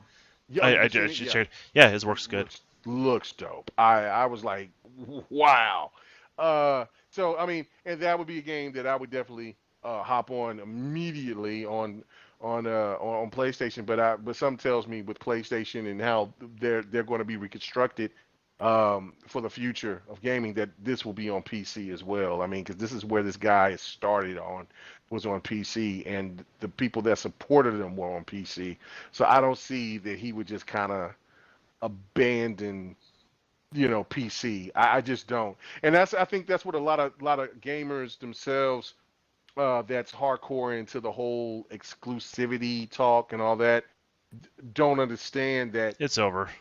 Yeah, it's It's done. just It's you, done. you can hold It's on over. to it all you want, but Yeah, it's it's like done. a time bomb. It's done. And like, Right. either you're gonna like it or dislike it, but regardless if you dislike it, it's happening. So, Yeah. and if you like it, you have something to look forward to. But I mean, that's why I find it kind of weird how more and more time goes on that people from prefer a particular platform choose to fight with one another. You realize you guys are fighting with your future friend that you may be playing a co-op game eventually down the road, right? Like, Right. regardless if you guys are on different platforms, you guys realize that, right? You Oh may yeah. be fighting with your next best friend. So just like it's getting to the point where it's a little ridiculous Yeah. in regards to that. But I think that sort of maturity takes time in regards to that. No, that guy's work looks good in regards to that. But that's the thing, though. Sometimes, like when you work on our team, you have to carry a particular direction, right? Right. And sometimes there's super talented people. They have a unique look to their thing. That's one of the biggest things that's taken me the most time is I want the style to be very unique. There are Hmm. certain things I had it. It's awesome. It looked great. It's on the cutting room floor because it's not going to be unique enough. It's not going to stand out. It's its own thing, right? Its Right. own world, right? And that's what I'm trying to accomplish right now. So when I have a style that's for my game that inspires other artists to kind of follow the trend of that style, right? Versus try to pull it their own direction in regards to that. So, yeah, I'm excited for these talents coming out of nowhere. There's always more talented people that you guys never seen, never met. I mean, some of the most talented people I've met have never worked on a release game. They always worked on games that have been canceled. Wow. On That's honest crazy. truth, and they're some of the most talented people out there I've seen. Like Mm. people I've met and not met. So you never know in regards to that sort of stuff. So if that's the opportunity for them to come with a vision and have them come out of nowhere, like I encourage it for sure. It's much better to have someone take the risk and fail and learn and become better even in the next thing they do than never having anything at all. This is the way I look at it. So No, I totally agree. I totally agree, and that's why um, I appreciate Xbox's approach with this Xbox 2020 of Inside Xbox event that they showed. Game Sites, look, man, I listen. I've made my points about the Last of Us and the Last of Us. I mean, um, it's unfortunate about those leaks. I mean, those leaks should have never happened. Um, but I also look at it from a standpoint that those situations um, within Sony and with Naughty Dog shouldn't shouldn't have been the way that they are because they they don't seem genuine for what they've came out to be of what they've said, and a lot of people it could read be into it and understand it. it could be the honest truth, but like unfortunately you have a customer base that's upset at them, Yeah, regardless if it's justified or not, right. and so whatever answer they're gonna come up with, if it's the absolute truth or not, people's imaginations are gonna get the best of them, and they're just Yeah, not gonna listen, unfortunately, and it's customer service 101, and they're in a bad spot. To be honest with you, and as somebody that's worked at a company, sometimes the perception and the reality are two different things. So we'll see. I mean, I hear a lot of rumors about a lot of different studios. I don't repeat them because they're rumors, and right. it doesn't really contribute. It contributes to the problem, not the solution, in regards to that. And if there's misdealings where people feel mistreated, that sort of thing, it goes along those lines, and then I get it. Some of the stuff that I've heard, people are not even talking about, to be perfectly honest with you. And Mm, a lot of stuff that I've heard is they could have technically, if their pipeline was different, they could have hit all the same quality notes that they're doing and been done a year and a half to 2 years prior to whew. this. Wow, that's Um, crazy. and so they have a way of developing games, and I think the scale and the scope of games, if those rumors are true, then again I don't want to feed too much into it. Um, they're going to have to change their pipeline. That's just a harsh reality. Otherwise, they're just going to burn through talent if that's the real cause of it, from what I've seen. And I know I'm talking very vaguely here, but Hmm. um, then again, I just don't want to speak Go, yeah. incorrectly incorrectly about another I company, totally and not understand it. and Yeah. and, and trust me, I have no reservation. I have no intention to work with Neil Druckmann ever in my career. Don't care. He probably doesn't care about me either. So, you know, as far as all that stuff goes, but I do care about the talent that's out there, and I don't want the industry to lose talent, and that's an important thing in regards to that. So hopefully they figure it out. This is a life lesson in regards to as a studio. Studios go through that stuff, and hopefully they come out okay on the other end, and you know figure out what Naughty Dog's going to be in the future in regards to that. So, and hopefully the No, game's really good. So, I totally get it. Well, the game looks fantastic. I will say that, but I mean, it's going to be a other than divisive that, game. right? It's definitely going to be very It's going to divisive. be a very divisive game in regards to that. So, Yeah. I don't think I don't think they expanded their audience. I think they narrowed down on one particular audience, and so we'll Yeah. see we'll see how that goes for them. And, they may get accolades for it. In regards to that, and I much rather have I would much rather have them have the freedom to make something, even though it may not be something I'm into, because I want to have the same freedom when I'm creating something. Right.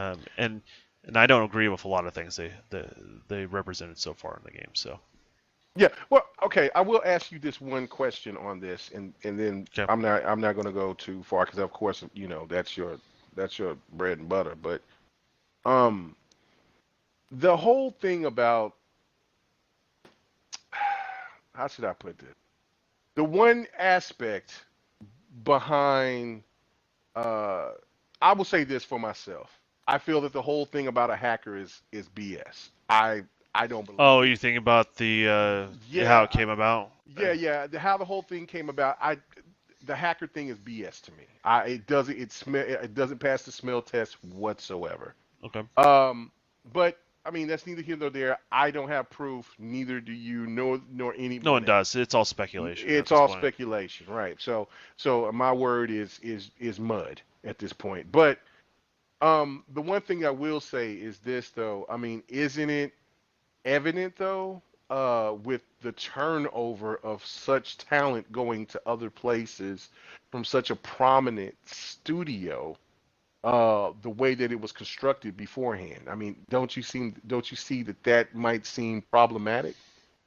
It's problematic, sure, but I don't. It's just like that doesn't pass the smell test. I think where you're going with this, I don't think that Hmm. passes the smell test with me either. Okay. To be honest with you, because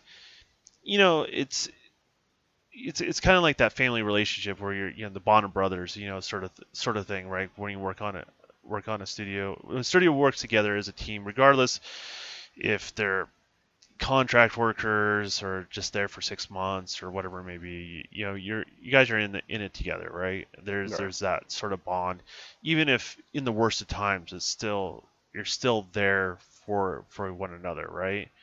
And they may hate, someone may hate their boss or whatever that may be, but they don't hate the whole entire project. They don't hate the um, their coworkers, right? And to do a move like that is kind of in it's so short-sighted. Like it spites everybody. Does that make sense? Yeah. No, it does. And that's why I feel like it's so out of character. That's my take on it. So that one doesn't pass the sniff test either. Obviously, something happened, right? We don't know what the case is in regards to that. So you mean, yeah? I don't know. I don't know where Right. I mean, where what's going on. nobody knows, and we'll never know. Yeah, So I mean, that's why I didn't want to get too much into deep detail about it. I just wanted to get your thoughts about that aspect of it before we move on. it's just it's just a It's hard. so boy, yeah. Yeah, it's I feel bad for unfortunate. everybody. I really Yeah, do. I do. I feel bad for the fans of The Last of Us because of the leaks. It's pretty grotesque for anybody to spoil anything, especially with a game that's got a budget of that. I can't even tell you how much Banana, yeah, that famine, game cost. yeah, exactly. Well, and the other Yeah. thing too, you remember what I talked about, like when we were talking about, like, okay, somebody, because the early rumor was somebody that was Hmm. disgruntled. I'm like, why would you screw your whole entire career like that? That's the first thing that came out of my mouth, right? Hmm. Like, Right. why would you? You're screwing yourself over just as much as you're screwing over the whole entire team. So, like, yeah, did you really win?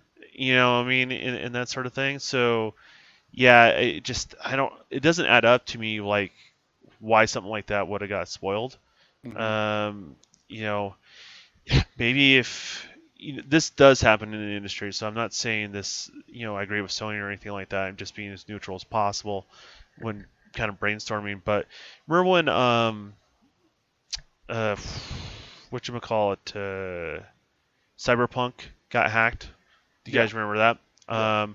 And there was some hacker group that was going to threaten to release the code, for everyone to to download, and they said, "Go ahead, it's broken."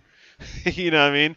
We Yeah. won't we won't cow down Oh, to they that. did the same thing to Microsoft about something too. I can't remember what that Yeah, was. So yeah. yeah. So, but what happens is, Oh you, yeah, with the Series X. Yeah. yeah, Yeah.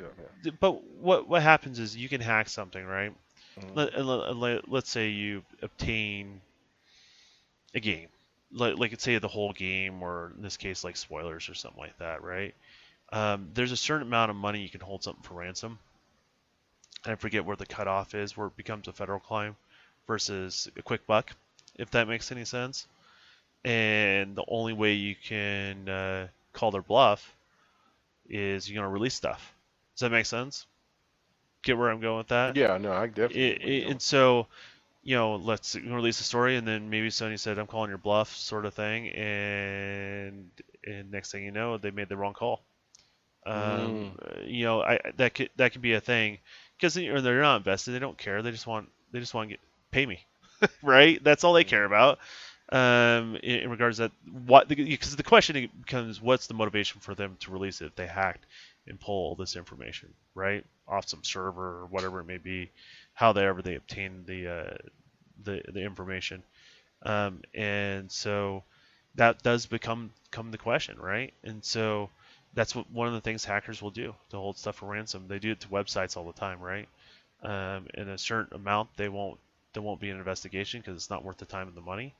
And then IT department just say just pay it and just get it over with. That happens all the time. So so you can imagine having that with a game. I can see that's a possibility for sure. Yeah, yeah. Well, I mean, the leaks that were shown were pretty detailed, but Yeah, again, yeah. I mean, they were intentional, right? Like they were yeah, they definitely were intentional. intentional. Yeah. So if they called their bluff and they're like, fine, we'll release it. Ironically, they kind of stopped really quickly, and they could have kept releasing stuff. It seemed like. Oh yeah, no, from what they show, So yeah. So it stopped. So something, So yeah, yeah, I would say yeah, there was communication of some sort, whoever was doing it. So that's at least my speculation on it. But I always try to give everyone the benefit of the doubt and not. I don't like to point fingers in those situations. I don't think right, it's overly beneficial. Take the time to yeah, try to look at all sides. So yeah. I give my opinion on it, and then that's it. I mean, um, right then or you tend wrong, to but I stick your think it heels was in the wrong. yeah, you tend to stick your heels in the mud afterwards. You notice? Exactly. Yeah, because once you hmm start getting into it too hmm deep, then you got people that's like, well, you're just obsessed with. No, it's just the fact that it just the approach and the Well, comments were just all. well, But that's okay. That's just the what it thing, is. I mean, it's a yeah. business, and they're gonna do what they're gonna do. Well, the negative aspects within the coworkers that are there and stuff like that, those things can be true too, right? Two Right. things can be true and have no relationship to one another, right? Right. And so, but when you have the things kind of pile up, that's where I think everyone's imagination kind of runs wild with that sort of stuff. And it doesn't mean they don't have some adjustments to do internally within Naughty Dog. And I think every company has to learn from each product they release. What are their what are their failures and what they need to do better and how to manage better in regards to that. So I think every company does that, and I think more pressure a game is and less organized maybe a studio is while releasing those big games, the more difficult it becomes those life lessons. I mean, Bungie went through that same thing, right? Right. So I mean, Halo 2 is infamous for that as history. So and it probably strained their relationship with Microsoft to some degree because of it. Does that make sense? No, it does. And so we'll see what comes of this, and I hope Naughty Dog's next game is even better, right? I really do. So Well, I just read something that more Destiny 2 is going to be coming out on new consoles, so maybe here in the next couple of years, but not recently. I mean, not anytime soon. So, and yeah, we we'll know see. how you. Yeah, so we'll see. Yeah, yeah. Well, I'm glad it exists there for bot and other For gamers. Xbox, Yeah, right? yeah, exactly. All right. So last topic of the night, and that is about the whole Xbox Inside, the Xbox 2020 Inside Xbox event. Um, what was your thoughts about the games that was shown? What did you think overall of the show? And did you have an issue? And I mean, since this is just me and you, did you have an issue of the fact of that their messaging wasn't 100% accurate from what they that they advertised to the fans? Let me know everything about what you think about that show. It's just, well, I was actually just glad they found the format that works for them. Okay. This is one of those things we've criticized inside Xbox for a while, right? And Hmm. when you criticize them when they get it wrong, you also have to compliment them when they get certain things right. And you know, I joked around the one before is like they did a better job, in quarantine than they did in their big studio, Yeah. right? The first time, like I was serious when I said Yeah. that, Yeah. right? Yeah. Yeah. And I really did mean it, and not trying to knock on their efforts before or anything like that, but obviously they weren't hitting the mark. They didn't find what was working for them yet, right? And that's the first thing. The second thing, and I've said this before, I've been saying it for about a year, right? When bot was, they should do this, and he's like all over the place, right? When we do next podcast, Mhm. and what they should do with it. My thing was this: shorter segments, straight to the point, do games, right? And if you are going to do segments, have the segments be a format that you're established. And so there's a certain point, if you're not overly excited, it's not something you're interested in, you can tune out. It's not for that long, and you can move on to the next thing, right? So if you looked at the trailer, and it kind of you felt like you did that. They were very rigid on how much game they showed. That one they can be a little bit more flexible on. Give yourself a range, or like if it's 5 minutes to 10 minutes, that's cool, right? It doesn't have to be exactly 5 minutes for the gameplay. Does that make sense? Yeah. Give yourself a little bit of flexibility, but keep it on the shorter end of things because it got a good pace to it, right? Like if there was a game that you didn't like, you didn't care. You're like, oh, there's the next thing, right? And you're just kind of skipping ahead. It almost gives you that feeling like you're skipping ahead to whatever you want to see. And then when it's something that interests you, then it's caught your attention. And I like the fact that they didn't cut out the interviews because I think that was one of those things that I think people do enjoy, but they added it at the end. Does that make sense? And Hmm. they kept them short on top of that. Just kind of get the bullet points of what makes it kind of unique and condense it to the things that the audience would tune in and be interested in after the fact. I think the format is spot on, and what they need to do is take a pan back and they look at that format and say this is the outline of what they should be from now on, right? And drill down and refine each one of those areas. Does that make sense? Yeah. So, how long should the gameplay be?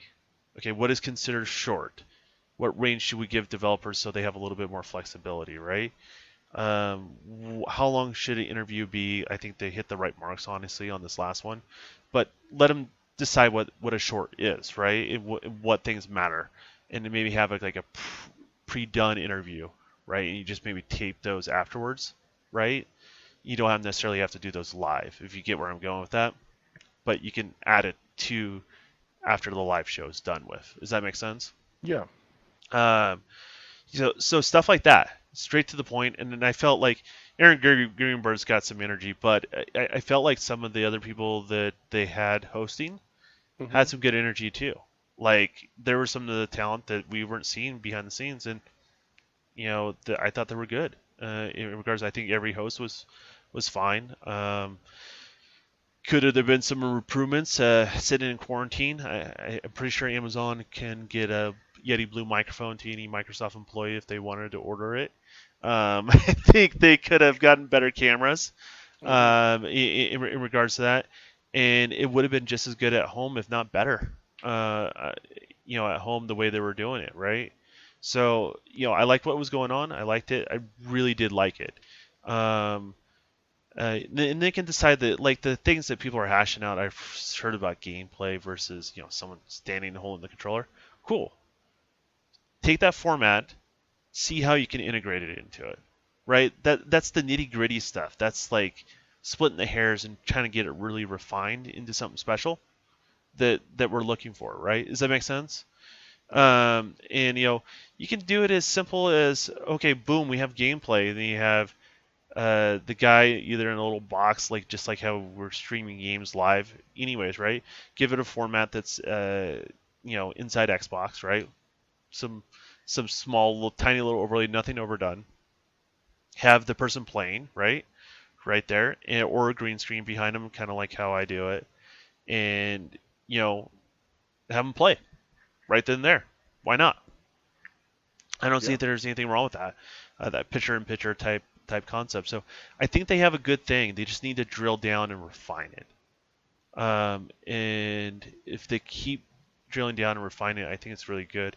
I also think they nailed some of the things you normally would get in E3 that maybe some people would think is filler, and they balanced it out. I think they did a really good job of that, right? You have Bright, which was boom, hit you hard, something new, something sharp that's visually impressive, right? Even more impressive that it's one person doing the whole entire game, Right. right? To some degree, because he is obviously using some other tools and stuff like that that give you the power of 100 men, right? But if you get where I'm going, that's where he was going. So that was an impressive story, right? And they had some of the genres are probably not as popular, some of the more horror drama uh, things down in the middle, right? I think the only thing I was really disappointed in is what Ubisoft chose to show. Does that make sense? I just didn't feel like that gameplay made me sink my teeth into Hmm. Valhalla, and I'm really looking forward to Valhalla. Really? It didn't, Yeah, huh? no, it didn't. But that was the only one that was a little bit disappointing to me, to be honest Really? with you. Okay. Yeah. And when you Okay. talk about gameplay, I think Bright, I think laid it out perfectly. I think that's what gamers want as far as gameplay goes. They want Hmm. that, right? Yeah. Boom, what was it, 5 minutes? You knew everything that game was about. You had a whip, you had it looked like it was some 80s kind of sci-fi futuristic take on things. But now there's who's this guy with like a shield and a sword? What the hell's going on? So it gives you answers like a bunch of things, and you get an idea what the game is about. But the same token, it makes you question what the hell is this thing, right? Right. But it was gorgeous, right? It looked fun to play. Like you hit all the notes, bam, bam, bam, bam, and boom, you moved on from there.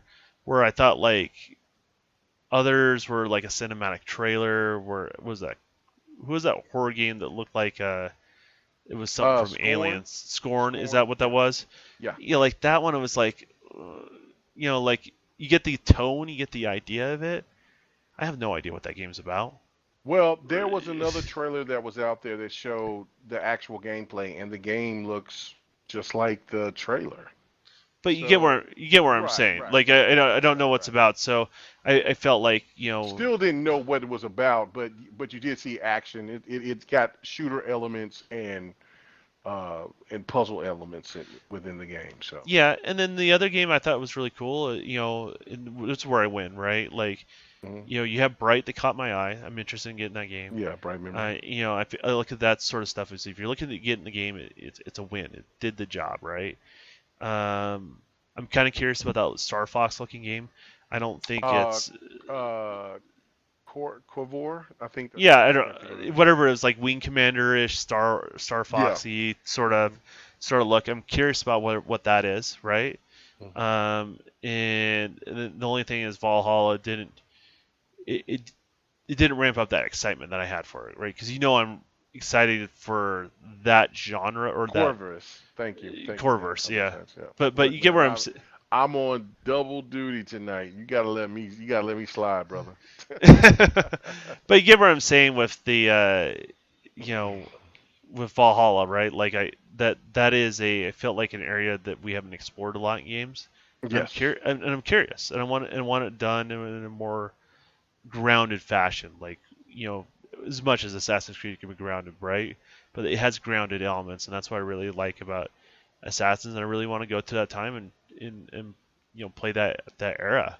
And if all the other rumors are true about the game, I'm excited about it. But they just didn't show me enough to get me fired up about Valhalla. So that's the only bummer part. So Okay. All right. Cool stuff. I, I'm trying to save a lot of what I have to say um, about for the next podcast because I mean I don't know if you was reading between me and Xbot. Me and him are totally on the opposite sides of this. yeah, I don't Uh, know where he's coming from. I don't get it. yeah. Okay. So the controversial thing to me is asinine. I get one aspect of it is where people question the labeling, the marketing strategy behind it by talking about the word gameplay. I totally get that. I'm not saying that they're wrong, but the problem that I have behind it is why is so many people that are fans of Xbox or fan of any of the games that they seen yesterday, why they're fixated the on that one particular thing, on the whole marketing scheme or the word gameplay. That is what's problematic to me. I'm not understanding it. I'm not feeling this this passionate, emotional Hey, um, man, pushback it that I'm comes seeing. it comes off It makes as it really gets me aggravated. It really does. It really does. It really to be does. honest, and this is where Greenberg's a little bit more of a saint than I am. To be honest with you, because he took it on the chin like a champ, and you know He what did. that was the right way to Aaron. That was the right way to doing it. You nailed it. But at the same token, I feel like and this is what I've been warning a lot of people that are YouTubers because I want to see everyone sees success, right? Hmm. Um, in whatever that form factor is for them as an individual, and I feel like you guys are losing your voice. You are. Does it? I'm actually just gonna call it right now. There are a lot of podcasts that I used to watch that I just don't even bother. Exactly. I'm just gonna say it right now. I'm with you, Uh, Don. I'm the same way. but I but used to listen to like 20, 25 podcasts but a week. let's be honest. If missing K Mega, like, oh well, right? It's one lost viewer, right? Right. But and then they want to grow, right? But ultimately, at the end of the day, they're also looking. I don't know the best way to describe it. They're also looking to get the ear of the developers, right? Hmm. Get the ears of the publishers, ears of the studios, ear of the platform providers, and they're looking at the numbers and are looking at less and less of you complaining, but all you're doing is complaining louder. Does that make sense? That makes Right? perfect sense. Louder with less. And so I don't tune in. If you can't articulate a point, I'm not going to tune in. Like if you're upset about it, something you got to make it make sense. You got to sell me on why that frustrates or upset. I saw things that were gameplay. I did. Do I prefer more gameplay? Absolutely. I'm right Absolutely. there. And then, and when you want to see a new console, and I'm going to argue this right now, we need to get rid of CG trailers. Period. In the game industry, they just need to be gone. They're ridiculous. Games look so good now. People just want to see what a game can look like. That's all they care about, right? So if you do a good looking game, you're going to catch people's attention, right? So that's my take on it. But I think you're nitpicking.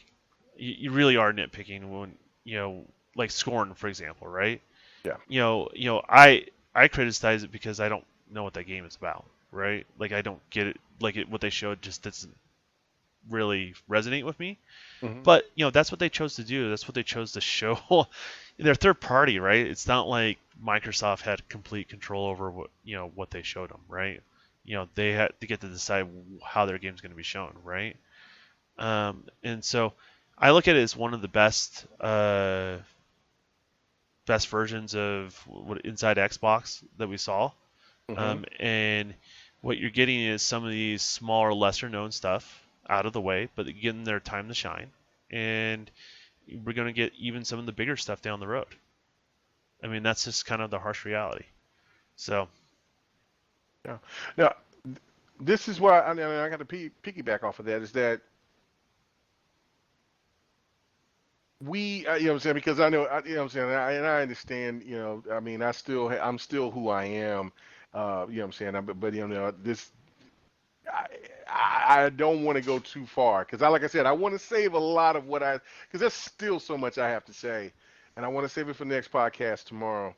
I said what I said, something that I said. I was very stern about it on GRG tonight. But this is my whole thing, and you hit on it 100%, Don. Was that the voice of the gamer, or the voice of the content creator, it's gotten a lot more smaller after yes. this, because right now, what this looks like to an Aaron Greenberg, to a Matt Booty, to a Phil Spencer, to everybody that's worked on making Look, this. I'm inside gonna of make it. Xbox. I'm gonna make it even more shallower for you. Okay, Somebody go is your ahead. Do that. Do friend that. that's Do a that. developer. Uh huh. Somebody that's been on podcasts with you guys Right. as a Right. developer. Yes. You're losing me. Yeah. I see. Look. You're Right. losing me, and I don't represent everybody in the industry, No. No. but But I'm the yeah. one that's going to Right. give you the biggest softball, right? Exactly. And you're losing me, and I can't express this enough, and I can't express it enough amongst other people I know that would watch me in podcasts. It would get to a point they would stop watching the podcast I was on Hmm. because of how people were acting on the podcast. It wasn't me, other people Other on the people. podcast. Right. So when I say you guys are losing your voice, yes, no, but go ahead, Well, Greenberg, no, no, no. and That's. all I sort mean, of stuff.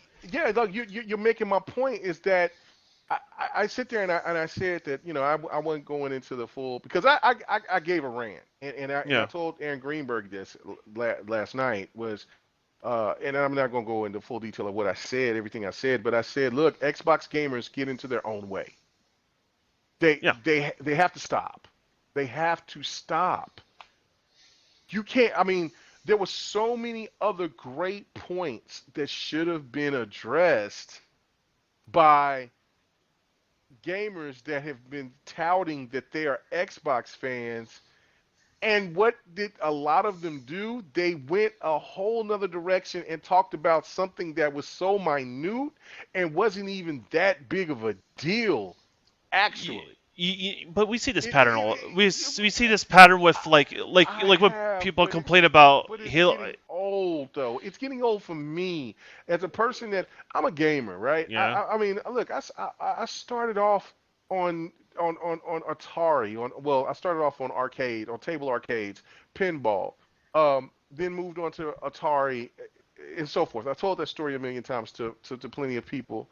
But the problem is to me is that look, I mean, I have a preference, and I have never relinquished that. I've told people that what I'm saying I'm an Xbox first gamer, but I appreciate everything. But I don't get into these shows or these events if only E3. E3 is the only show that I get into to where I expect the biggest and the best. Anything yeah. else, I don't have any expectations because I know something out of it is going to it's going to spark my interest to be excited about whatever company that does it. I'm saying every company, and even PC does it for me to where I'm excited enough to where I want to go purchase that game and play it. Every company, there's Well, not one that doesn't do it for me, and well, what I was. I'm not like little minute stuff done that is that's getting talked about. We're talking about this whole Yeah. gameplay aspect. It is so damaging to what you're saying, and I know It's that the damaging people to that's doing it. themselves. Yes, it's damaging themselves for their It's voice to hurting. be heard. It's hurting more of Thank you, them than thank you. anything else. And I It's hate that. painful. Well, it's you don't want to see your friends do something silly, right? Hmm. Because you care about them. But and that's the way I kind of look at this sort of stuff. Like I don't know, like when we play Halo 5, and I'm going to say right now, probably some of the people that stop by our stream and say, "Hey, this game looks great," right? What Halo is this? At one point in time, they followed people or other people's opinions or listened to those opinions, right, of how they felt about Halo 5, right? And then they just kind of roll with it because they, either felt uncomfortable going against the grain or anything like that. And enough time has gone by, and they're like, "This is great," and people hop into it, right? And it's no different what we're talking about here. I'm already seeing those people that have those negative attitudes. I'm just kind of disconnected because I don't even listen to them. More and more I go back to watch this, the more and more I enjoyed the gameplay that was there. Yeah. Like that's the harsh reality. And so eventually that replay starts drowning out the people that have that negative aspect of things. So like it's sometimes it's okay to have criticism. I think Oh I yeah, think that, criticism is necessary. I Yeah. think, and that's the thing that's good, right? Like you never should be so prideful that you're not willing to hear that out. And then, as I said, shout out for Greenberg for like literally taking it on the chin and saying, you know what, maybe that's something to look at. Maybe that's something that people, you know, maybe what we should focus a little bit more on it. And I Yeah. agree, and I don't think it should have been said that way. I think they should have picked up on that on their own, but I get it. Live and learn, right? Yeah. But yeah, it's just I don't know. You guys are hurting yourself, right? There's a certain point where you don't realize how you're looking to the rest of the world, and you really have to think about that. In regards to if you're going to put yourself out there on social media, it doesn't matter if it's a YouTube, it doesn't matter if you're a mixer. I've always tried to be self-conscious about that. Be self-conscious about it in your own way, right? Like I'm not telling you to be like me because hell, I'm not perfect, right? Hmm. Um, but find a way to make sure there are certain times to speak up and there's certain times not to, right? And then there's certain times if you can't articulate it that people can't follow you, oof, maybe you shouldn't say it, right? Maybe you're kind Right. of in your own feelings a little bit, right? But if you can articulate it well and it can come off right and you do have the best interest versus kind of that dogpiling and hating and self-promoting yourself sort of thing, other people's shortcomings, then people will listen to you more. I guess that's the only advice I can give people. And at the end of the day, they have to figure it out on their own. But yeah, because of nitpicking like that, I just don't listen. They, Right. they just I don't engage and I don't talk to them. And these are then again, some of these people are my friends. Some of the people Yeah. I game with, and it's just you guys are, and I try to put it nicely. You guys are hurting yourself more than you're helping. It's a little bit, I totally agree. I and totally agree. so Don, it's Don, I'm you're preaching to the choir on this one. I've made this point like you can't be claiming to be neutral and then in the same breath come out and say, well, I'm this messaging was wrong. Well, yeah, then now you contradicting yourself because if you're neutral, you wouldn't even care about what company's messaging is what because you're all about the games. But now that you care about the messaging and it doesn't come off as though you would want it to be, and your main focus is about that damaged the brands, then obviously you care about the reputation of Xbox more than you do the games that were presented. Like I'm gonna say that tomorrow, like I said, I don't care about me getting flack. I get it all the time. yeah. Well, I'm just that's gonna, just but another sometimes day for you, right, it's just another day for me. But but sometimes we just have to be realistic into our thought process. We cannot allow ourselves as gamers to take things like you said to nitpick and put something that is so minute, so unnecessary over what we've seen. And that was variety. You know what I'm saying? Xbox has showed a bunch of variety. They have been very transparent. The competition hasn't showed yeah. anything but a controller and talked about a logo and SSD. And look, and you know what? And there's still PlayStation fans that is still excited and, for what PlayStation does, more and you and more can't and be mad at them. more power to More them for power to them, that. right? Like Right? You can't be they're not mad at them. even they're not hating on the other side. They're just No, enjoying what they're getting because that's the platform that's earned their dollar and earned their respect over the years. So, I get that. I can relate to that because like they're you know, but because they're not trying to get attention. They're just like, hey, wow, that sounds exciting. I like the PlayStation controller. It looks a little bit better. Like, like they'll go down the list of sort of things, and you know, in regards to that, and like I think also too, like there's some people like I swear at times, like, man, do you even? I mean, people hate on stuff so much. I go, man, do you even like games? Like, I really question it, right, right? Right, right, because that's what they express more than they express how much they enjoy something, exactly. right? And that's what versus sharing that sort of thing.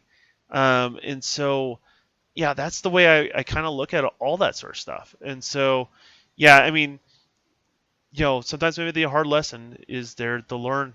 Maybe just you just got to go through the experience. Some people learn through people giving good advice. Some people learn from Hmm. watching other people's bad experiences, and I think some gamers are going to learn from making the mistakes themselves. And I just hate to see it though. I do too. In I do regards, too. I want people to enjoy games, and I think really streaming games has really changed my opinion on doing live stuff than doing stuff like Devin the Gamer and some of the other Sleep, stuff that we do. Sleepy said, Don is discovering for the very first time that people are mental. No, Don's already known, but just Don, I I do don't know. I don't know what you appreciate mean. Don. I do, I do appreciate Don being open about this because I mean, you know, what I'm saying I didn't know how he was going to react. I mean, I know how I was going to react. I'm still going to keep the same stance. I don't understand this. Like smart delivery. Like how can any gamer avoid talking about smart delivery? That is something that we've never had as gamers in our entire Well, we've in our had it. entire. We had it. We had it with the X. Yeah. I mean, that's right. I mean, well, we already experienced it with the X, right? Well, I So, mean, yeah, because so because when of you have it, the enhanced upgrade. Yeah, I yes. So guess if you so. don't have an S, it doesn't But I'm talking about automatically. going into the next generation, like because I mean the last thing that I can think of is It's Grand an Theft Auto 6, it's an extension of and it, is what I'm yeah, saying. Like well, yeah, so, it is. But I'm so saying so like from going from the 360 PlayStation 3 era to because I had to buy Grand Theft Auto again.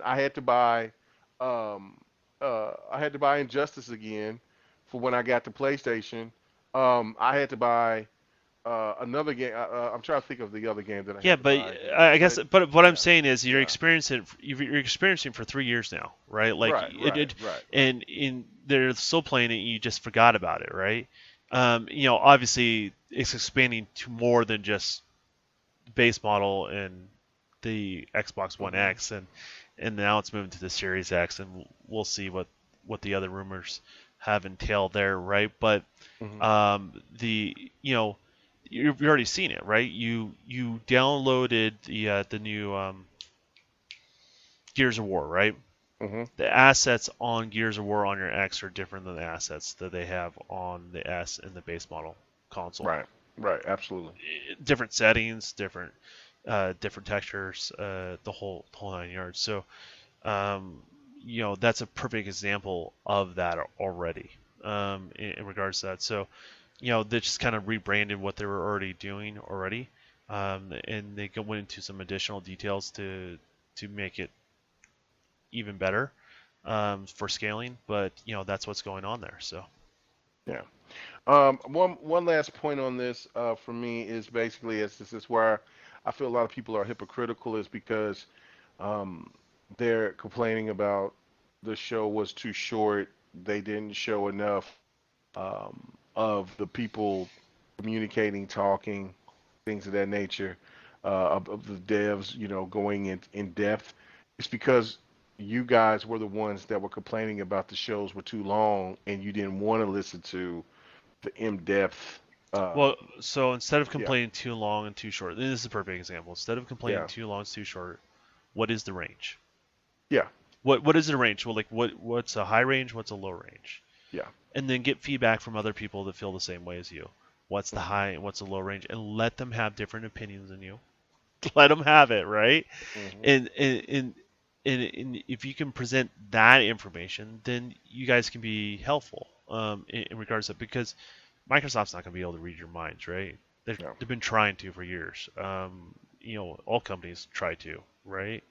But eventually they have to make their own decisions. And so I like the format at the end personally. These are Me people I too. I do these are too. these are people because it gives people the option to tune in or not. Does that make Right. sense? Right. Right. So if you're all about the gameplay and the games, cool. You saw what you got to do. You bounce. That's cool. If somebody finds value in that additional depth and the additional talk, cool. It's still there. In regards to that, maybe ask, you know, I guess maybe the question is, what else would have asked? What type of questions need to be brought up in those conversations that you're not hearing? Those are the type of things. Get a little deeper, not so shallow about what's going on here, right? Get a little deeper about what you're missing and you want to add to it. But what bums me out is no one's talking about the format and how the format's so much better than previous versions of it, and they can do some tweaking on timing and stuff like that, and stuff like presentation a little bit here and there. But I think they got the format that works for that show, and I don't know if this ever will make it back to those guys, but this is the thing I've been talking about for a long period of time, and I really felt like they've done it right. So Okay. Well, I totally agree. I like I said, it's unfortunate. I wish gamers would get back into the thought process about the games, which we were kind of talking about this. So what were you, I know you said Bright Memory was one of your was one of the games that caught your attention. What was any other of the games that caught your attention that you thought that were really cool well, that would be this something that you would play? yeah, see, this is a good example. Like, not every single one of Hmm. those games resonated with me, right? Right. Like, some resonate, different ones resonate with different people, right? Hmm. So for me, it was the Wing Commander Star Fox looking game that resonated with me. The Bright, the intro, that really resonated with me. And even though I didn't really care for the presentation for Valhalla, Hmm. that's the game I'm excited for, right? Even though this particular show didn't help out with that, but that was a Ubisoft thing, that less than a Microsoft thing. So yeah, that's where I kind of at with that. But then again, I can celebrate other games existing that are not games in my genre that I like. The Don doesn't play spooky games. I'm just gonna tell you right now, Don don't play spooky games. He just doesn't do that, right? So Yeah. um, Dirt's interesting. I will say this: Dirt 2 is one of my favorite racers of all time. Mm. That was on the 360, and they have yet to make a Dirt that controls and handles as well as Dirt 2 since then. So part of me is like expecting something to be better than Dirt 2 is literally like looking for a unicorn, and I hope they do get it in regards to that. Um, and so maybe this is the one. I'll try it, but I'm I've been disappointed enough times that they've never quite hit that same upper echelon of control uh, Yeah. as Dirt 2. I'm into racers, so I definitely will try Dirt 5. For me, of course, what was the spaceship game? Corver. I can't say it. I can't remember. But the spaceship game, that looks so good. Um, Ascent really had me Which really one's really Ascent? excited. Ascent is the top down, the top down shooter. Oh yeah, they got me Yeah, excited about the whole atmosphere, and because it then looked good. they changed the perspective to kind of like what it was, and Yeah, yeah. oh, it kind of deflated me a little bit, Oh, right? it got me real hyped because graphically was Graphically, like, like, it's phenomenal, yeah, like no phenomenal. doubt. That's what I was like, wow. Now that's what I'm talking about. The only thing that I questioned was the movement of the character because it looked a little janky to me because what I'm saying, they look like, but that's because probably they were wearing armor and the way that they were running, but everything else about that game, and then 4-player co-op, sign me up. I'm all about it. Um uh Something that I would think that you would definitely like, Don. It's the game, it's the man game of man games, and that is the Extinction game, the co-op game with the Oh, the Turok dinosaurs looking and one. yeah, the Turok looking, Yeah, but I thought that was yeah. Turok at first. I Yeah, yeah, definitely thought it was. Yeah. yeah. I forgot about it. Yeah. I forgot about it. Um, Game one for me because I'll try it out. dinosaurs. I'll Yeah. try it out. But The oh, it's not something I'm overly excited about. But it yeah. definitely gonna try it out. Like, I'm not Yeah. opposed to it at all. Yeah. Yeah. But it did remind me of Turok, and then when I realized it wasn't Turok, I'm like, oh, I forgot about it. Is what happened. Yeah. Yeah. In regards to that, but no, it looked good. Absolutely looked good. And here's the thing too. Like, remember when I was telling you about some people are not going to see the difference in next gen? It will be there. Hmm. Absolutely will be there. But some people won't notice it. Have you starting to see that on Twitter a little bit? Yeah. Well, see. Okay. Now, Say, I've warned you about this. Like, no, you did warn me about it. But see, thank goodness that Lemon's back. He's healthy and everything because he says, Mega, go back because yeah. I seen lighting. I said the lighting and the detail looks good. Like especially with Dirt 5, you've seen the mud splat and things like that. But that's like, well, I mean, it's the feed that we're getting. It's not fully implemented the way that I wanted it to be. Well. Xbox on YouTube Yeah, or other entities, if you have it integrated into your television or your monitor, or even if you got a 4K phone, uh, you go back because people thought because they got little like negative views or whatever that Xbox shut it down. No, Xbox just shut it down to bring it back in 4K 60. And because yeah, it's I a watched difference it between before. the live stream. Because It is we a talked about that. major We difference. talked about well, Major. like we talked about when we stream, right? The micro blocking and Yeah. all the stuff that typically happens when Yeah. you're live streaming and yeah versus having it ready to go at any given point in time on demand Hmm. on a platform like YouTube. So yeah, definitely looks a lot better in regards to that. But regardless of going back, though, some people don't see it, right? That's what I'm kind of getting at. It's there. It's definitely there. But some people don't pick up on these differences that we're talking about, and Right. some people will argue to the day like I don't get it, and Well, then I get it. I understand, Don. You know, I'm not going to be nice about it. People, you know what I'm saying? Look, you what you're watching it off of is just probably not up to snuff. That's well, probably the reality of well, it. if it was up to snuff, some people are not Right. going to see it, right? And that's my point, is what I'm trying to get at. So it starts making more sense now if left up to the developers if they want to build across platforms, Hmm. they do it. If their game is conducive to that, right? And because there's some people who are just not going to care. They're just simply not going to care. But they may like the game, and they may want to play the game, right? Right. They may not care about frame rate. They may not care about ray tracing. They're not going to. There's just some gamers that just simply don't care. And as you get a bigger audience of gamers, a bigger pool of gamers, that's going to happen. And so it's one of those things people got to keep in mind in regards to this. I've said this before. It's going to take over twice the power to get a noticeable difference.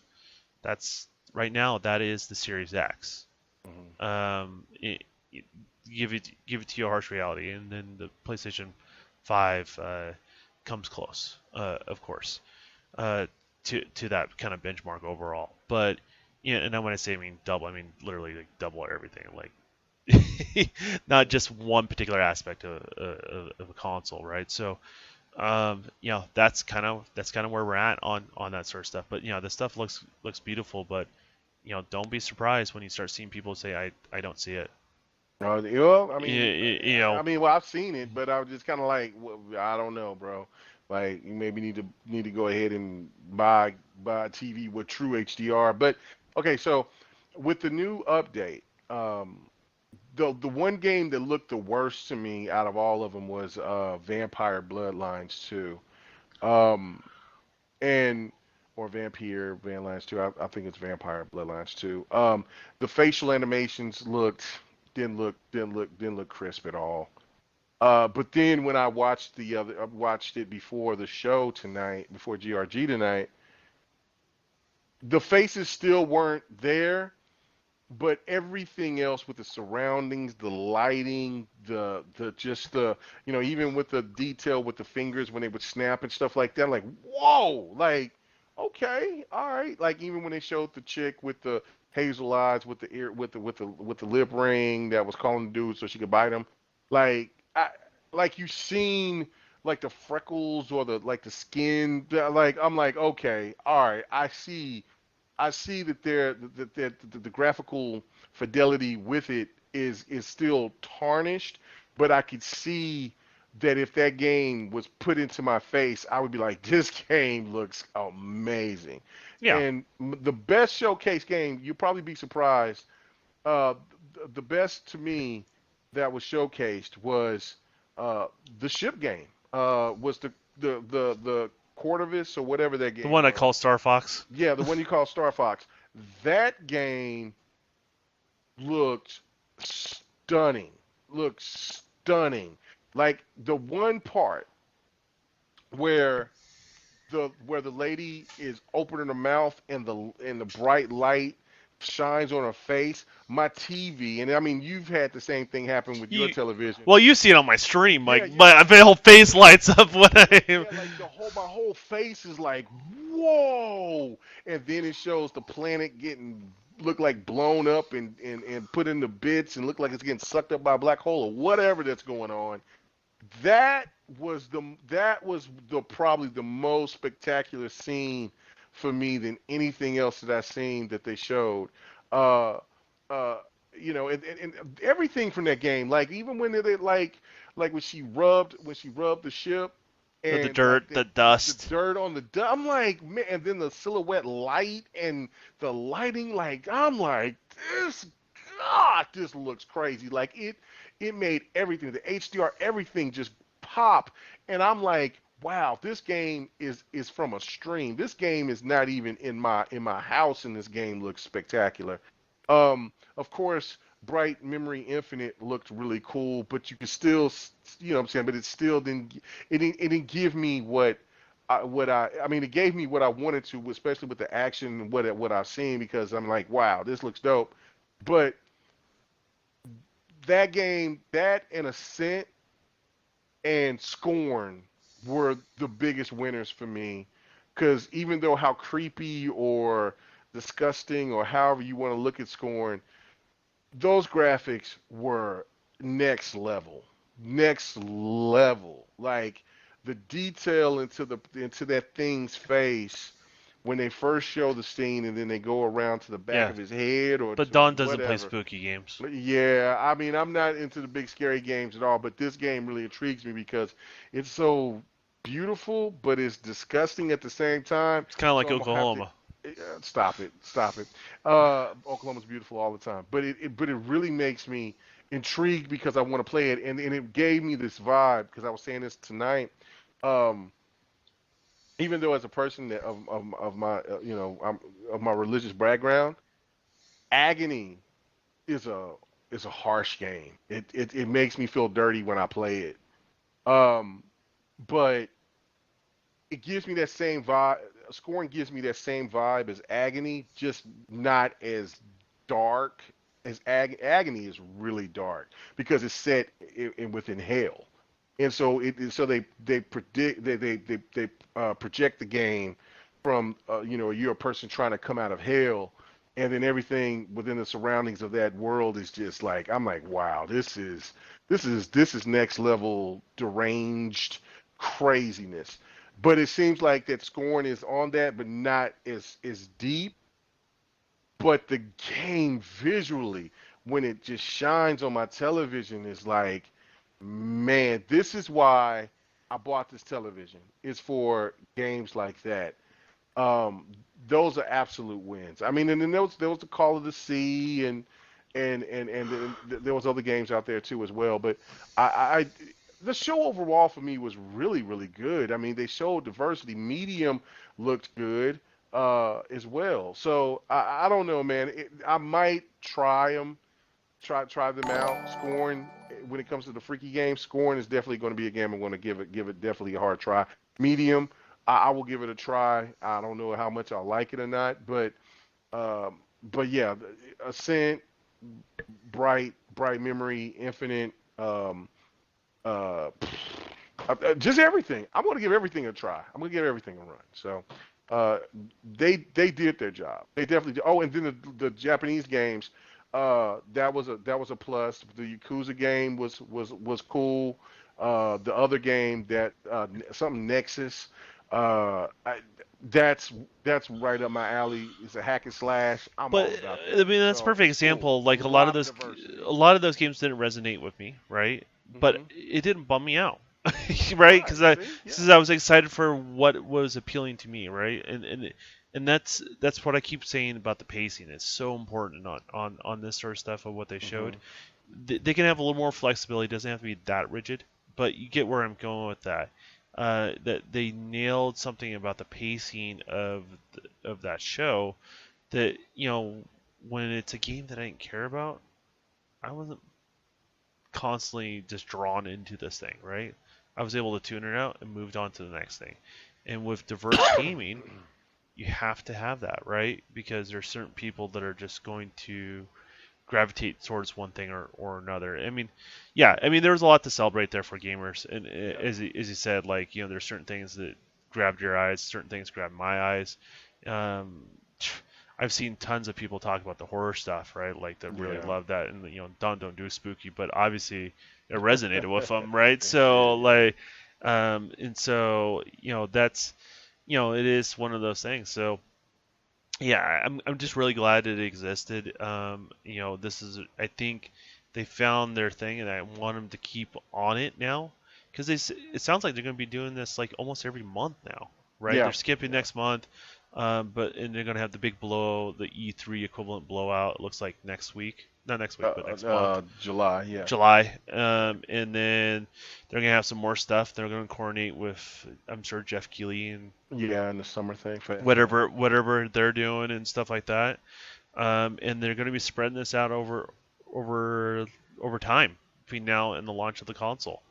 And so, as gamers, you got stuff to look forward to till at least That show this new showed console, right? 13 different games, and they showed from different genres, which that blew my mind. Was that like, why did people forget that? Like, they even showed sports, they showed horror, they showed Japanese anime, they showed a top-down shooter, they showed an actual shooter with extinction, they showed an action, yeah, they showed a hack and slash with I mean, it's right, like yeah, what game? like It's what gamer did they leave out? Like yeah, that's they the didn't leave anybody out. I yeah. mean, unless So you was into a card game or something, or you know what I'm saying. But they touched on everything just from that, from the third party, and then also another thing that people didn't even really talk about was the fact that some of those games were only exclusive to console wise was to mhm. Xbox. Like, There's even more talk, but some of them are just exclusive to the Series X. see, yeah, right, It, right, and, right, and remember that narrative that people talked about that other consoles hold it back? No, and I've yeah, said this before. If they design the game and the scope of the game cannot be scaled, the one that would suffer is the older console, not the newer one. And there's a perfect example of that already happened right there, and that's really early on, and that was from the voice of the developer themselves, right? So, yeah, and I think honestly, and I don't know if this is by accident or by design, but the fact that if those are exclusive and those exclusives end up being true, the fact that they didn't announce it, I think was brilliant. yeah. I don't know if it's an accident. I don't know if it's intentional, Hmm. because what happens is they don't get the council culture hate for those who do not like that platform. So the games can shine for what they are. And when it comes time when they come out and they realize it's only on one platform, those people that were interested and go, you know what? They didn't have to hear about all the negative. They didn't have to hear about all this other stuff. You're like, maybe I'll pick up that console. Maybe I'll subscribe to Game Pass, or you know what I mean. I think it did a really good, because Microsoft's in a different place than Sony, and they both have their anti-fans, right? But I think Microsoft's anti-fans would have tried to kill those things as soon as they knew they were exclusive. Exactly. In regards to that. So I think that was really brilliant, and I really think, I don't know if that was intentional or not, but I think it worked out well for them and worked out well for those games. Right. And it works well for Microsoft's relationships with those studios, because now they can show with them and have that close partnership, but they don't have the backlash that comes along with it, right? So I think that part was really, really cool. I really liked seeing that. We'll see where all that goes, if that was intentional or not, or they continue to do that and keep people guessing, keep people on the Easter egg hunt. What's going on? So Yeah. So yeah, no, I totally agree. Look, man, uh, there was the smart delivery situation, Game Pass. Um, there's so much other stuff that was so much more important than actually talking about the gameplay aspect to me, which was ridiculous. But we're gonna go ahead and wrap this up, man. Great show again. I don't know if you're going to be on tomorrow with me, Bot, and the rest of the cats on next podcast, but you know what I'm saying. Of course, doing another Dev and the Gamer, man. This is 3 weeks in a row, man. no, no, no. Something's We wrong. took no, we took last week off. Oh, did we take last Yeah, week off? I'm trying to Okay, do as a okay. bi-weekly thing, right? So Oh, next week we're bi-weekly. not doing Okay, it, okay, but the week after I'm gonna try to hit you up okay. vice versa, right? Bi-weekly So instead of like yeah, so we don't like overdo like it. like 3 months, 3 to 6 months Yeah. So hiatus. I got yeah, you. so we're still gonna be random as hell when it goes, but like Right. for work on that. But in the meantime, yeah, our goal, guys, is to do it once every other week is what we're gonna do. Okay. So that expect it maybe twice a month, or 3 times a month, depending on the month. Okay. In regards to that, and that keeps it to a minimum because I know Mega's on a lot of things, and we got a game. You guys got a game. That's the intent. And then if you don't catch it live, right, we're gonna be posting this on your channel, and I'll try to get the audio stuff all balanced out post Okay. process before I Good get it stuff. on YouTube. Yeah. There's a couple things I can do there, and your guys' feedback helps. Like positive feedback, we appreciate it. We really do. Right, right, right. Like I don't So mind critical feedback either, but as long as it's not like you're a dummy, you're an idiot. Like I'm like, well, then it turns into like, okay, it's not uh, productive. We can't do remove. anything with that. But I can't do anything with that. yeah, I mean, K Mega is a byproduct of the Oklahoma school system. You can't help the way he Ha! is, man. He Ah! just is what he is, man. Ah! Listen to that. Oh man, thank you, Game Down Sites. He just 5 out of 10. Not enough content. Golly, Damn, this damn. is cold You don't expect that out blooded. of him. He's I like me. know, He's a little I sly know. on that sort of stuff. Yeah, sly little dirty little sucker. But anyway, I all right. Well, Don, where can they find you at? this is the place, Mixer. Give. And maybe you'll find me on K Mega's channel post when we post this on his YouTube channel. And sometimes you find me on next podcast. So I won't be there this week, but definitely check out guys. Bot puts a lot of time and effort into that, and I think he's got a couple special guests this week. So Yeah. people that don't usually talk a whole lot, so it's kind of nice to pull them out of the woodworks. And yeah, just follow me on Mixer, follow me on Twitter, those sort of things. Doing live gameplay, and there's more stuff down the road. I haven't stopped. This is just the beginning of everything that I'm doing here. So more and more stuff behind the scenes is going to come down the road. So I'm excited for that stuff. And I expect some different gameplay because this was I have a whole entire terabyte that I need to pull off, man. I hope to God it's not a terabyte of this Oh, oh, game. oh, no. They have a new one. I believe it's called SnowRunners. I saw So, that. Are you bought that full price? oh Oh no, my people God. gifted that to me, man. Oh man. Hey, Well, you know maybe, what? maybe, maybe if you're nice to the public, maybe someone will gift you I SnowRunners am as nice to the well. public. Sleepy Goblin hooked me up with Genesis, with Okay, Darkstalkers Genesis. But you know what? Look, I mean, you hey, if you you guys want you to guys sell heard me it here some, first. You guys yeah. heard it here first. K Mega would like to get a copy of SnowRunners. No, I would not. That's like real life work. I'm not interested. But you know what? Doom Eternal or anything else that's coming out here in the future, please do not forget your boy K Mega because I am not interested in this game. I'll play Hey, it. If listen someone hooks here. me up with it, I'll play it. But Listen here. I'm gonna once send this gameplay straight to bot, and it's I still will gonna win. expect a check. It's gonna still win gameplay. I guarantee it. Bot's gonna have to feel the wrath because he was talking a lot of trash, and I won gameplay last week, so they're gonna have to show my gameplay tomorrow. So that's gonna be fun. Oh Yeah. man, we should edit this and just have your character's head hang out the window the whole entire time when it's going. Oh my God. Okay. Anyway, Uh, so you can check me out on Mixer, kmega underscore 405. Um, on Twitter at kmega405, which you can see right up here on the display screen if you can see it with Don as well. His at the Don. What is that? Was that underscore KTR? I can't. yeah, It just went exactly. away. Yeah, underscore KTR. Okay, so that's on Twitter, and then also you can catch me on my YouTube channel, which whenever Don releases the tapes, I'll put it up there on my YouTube channel, which is K Mega 405. I'm trying to get there, get close to 3,000. Yeah, the goal for me right now is to try to get 3,000 plus on YouTube. Um, 1,000 on Mixer. I try to get to 1,000 on Mixer, and then trying to get to let's try to get over 5,000 on Twitter.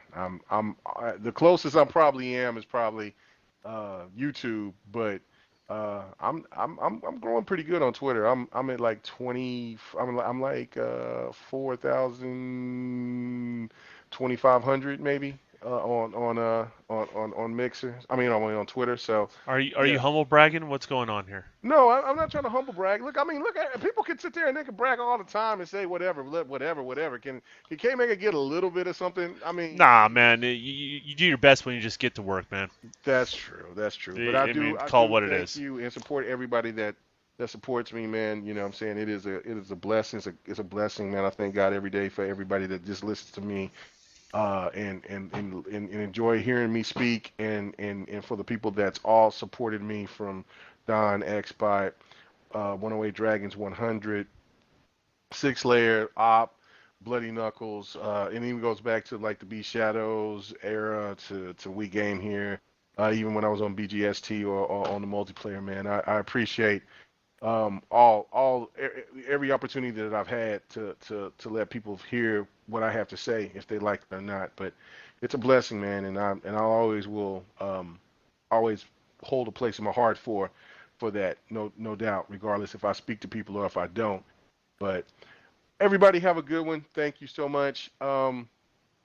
Thank you. And if you guys have any questions or anything about the show, like if you have a topic that you may want us to talk about on Devin the Gamer, please don't be afraid to hit me up or hit Don up on Twitter or Facebook Well, anywhere and you, let us know. let's consolidate to a couple different places. You can do it on Yeah, our Mixer channels or in yeah, the comments on the YouTube. We'll go back and read those, and if there's questions, just add them there.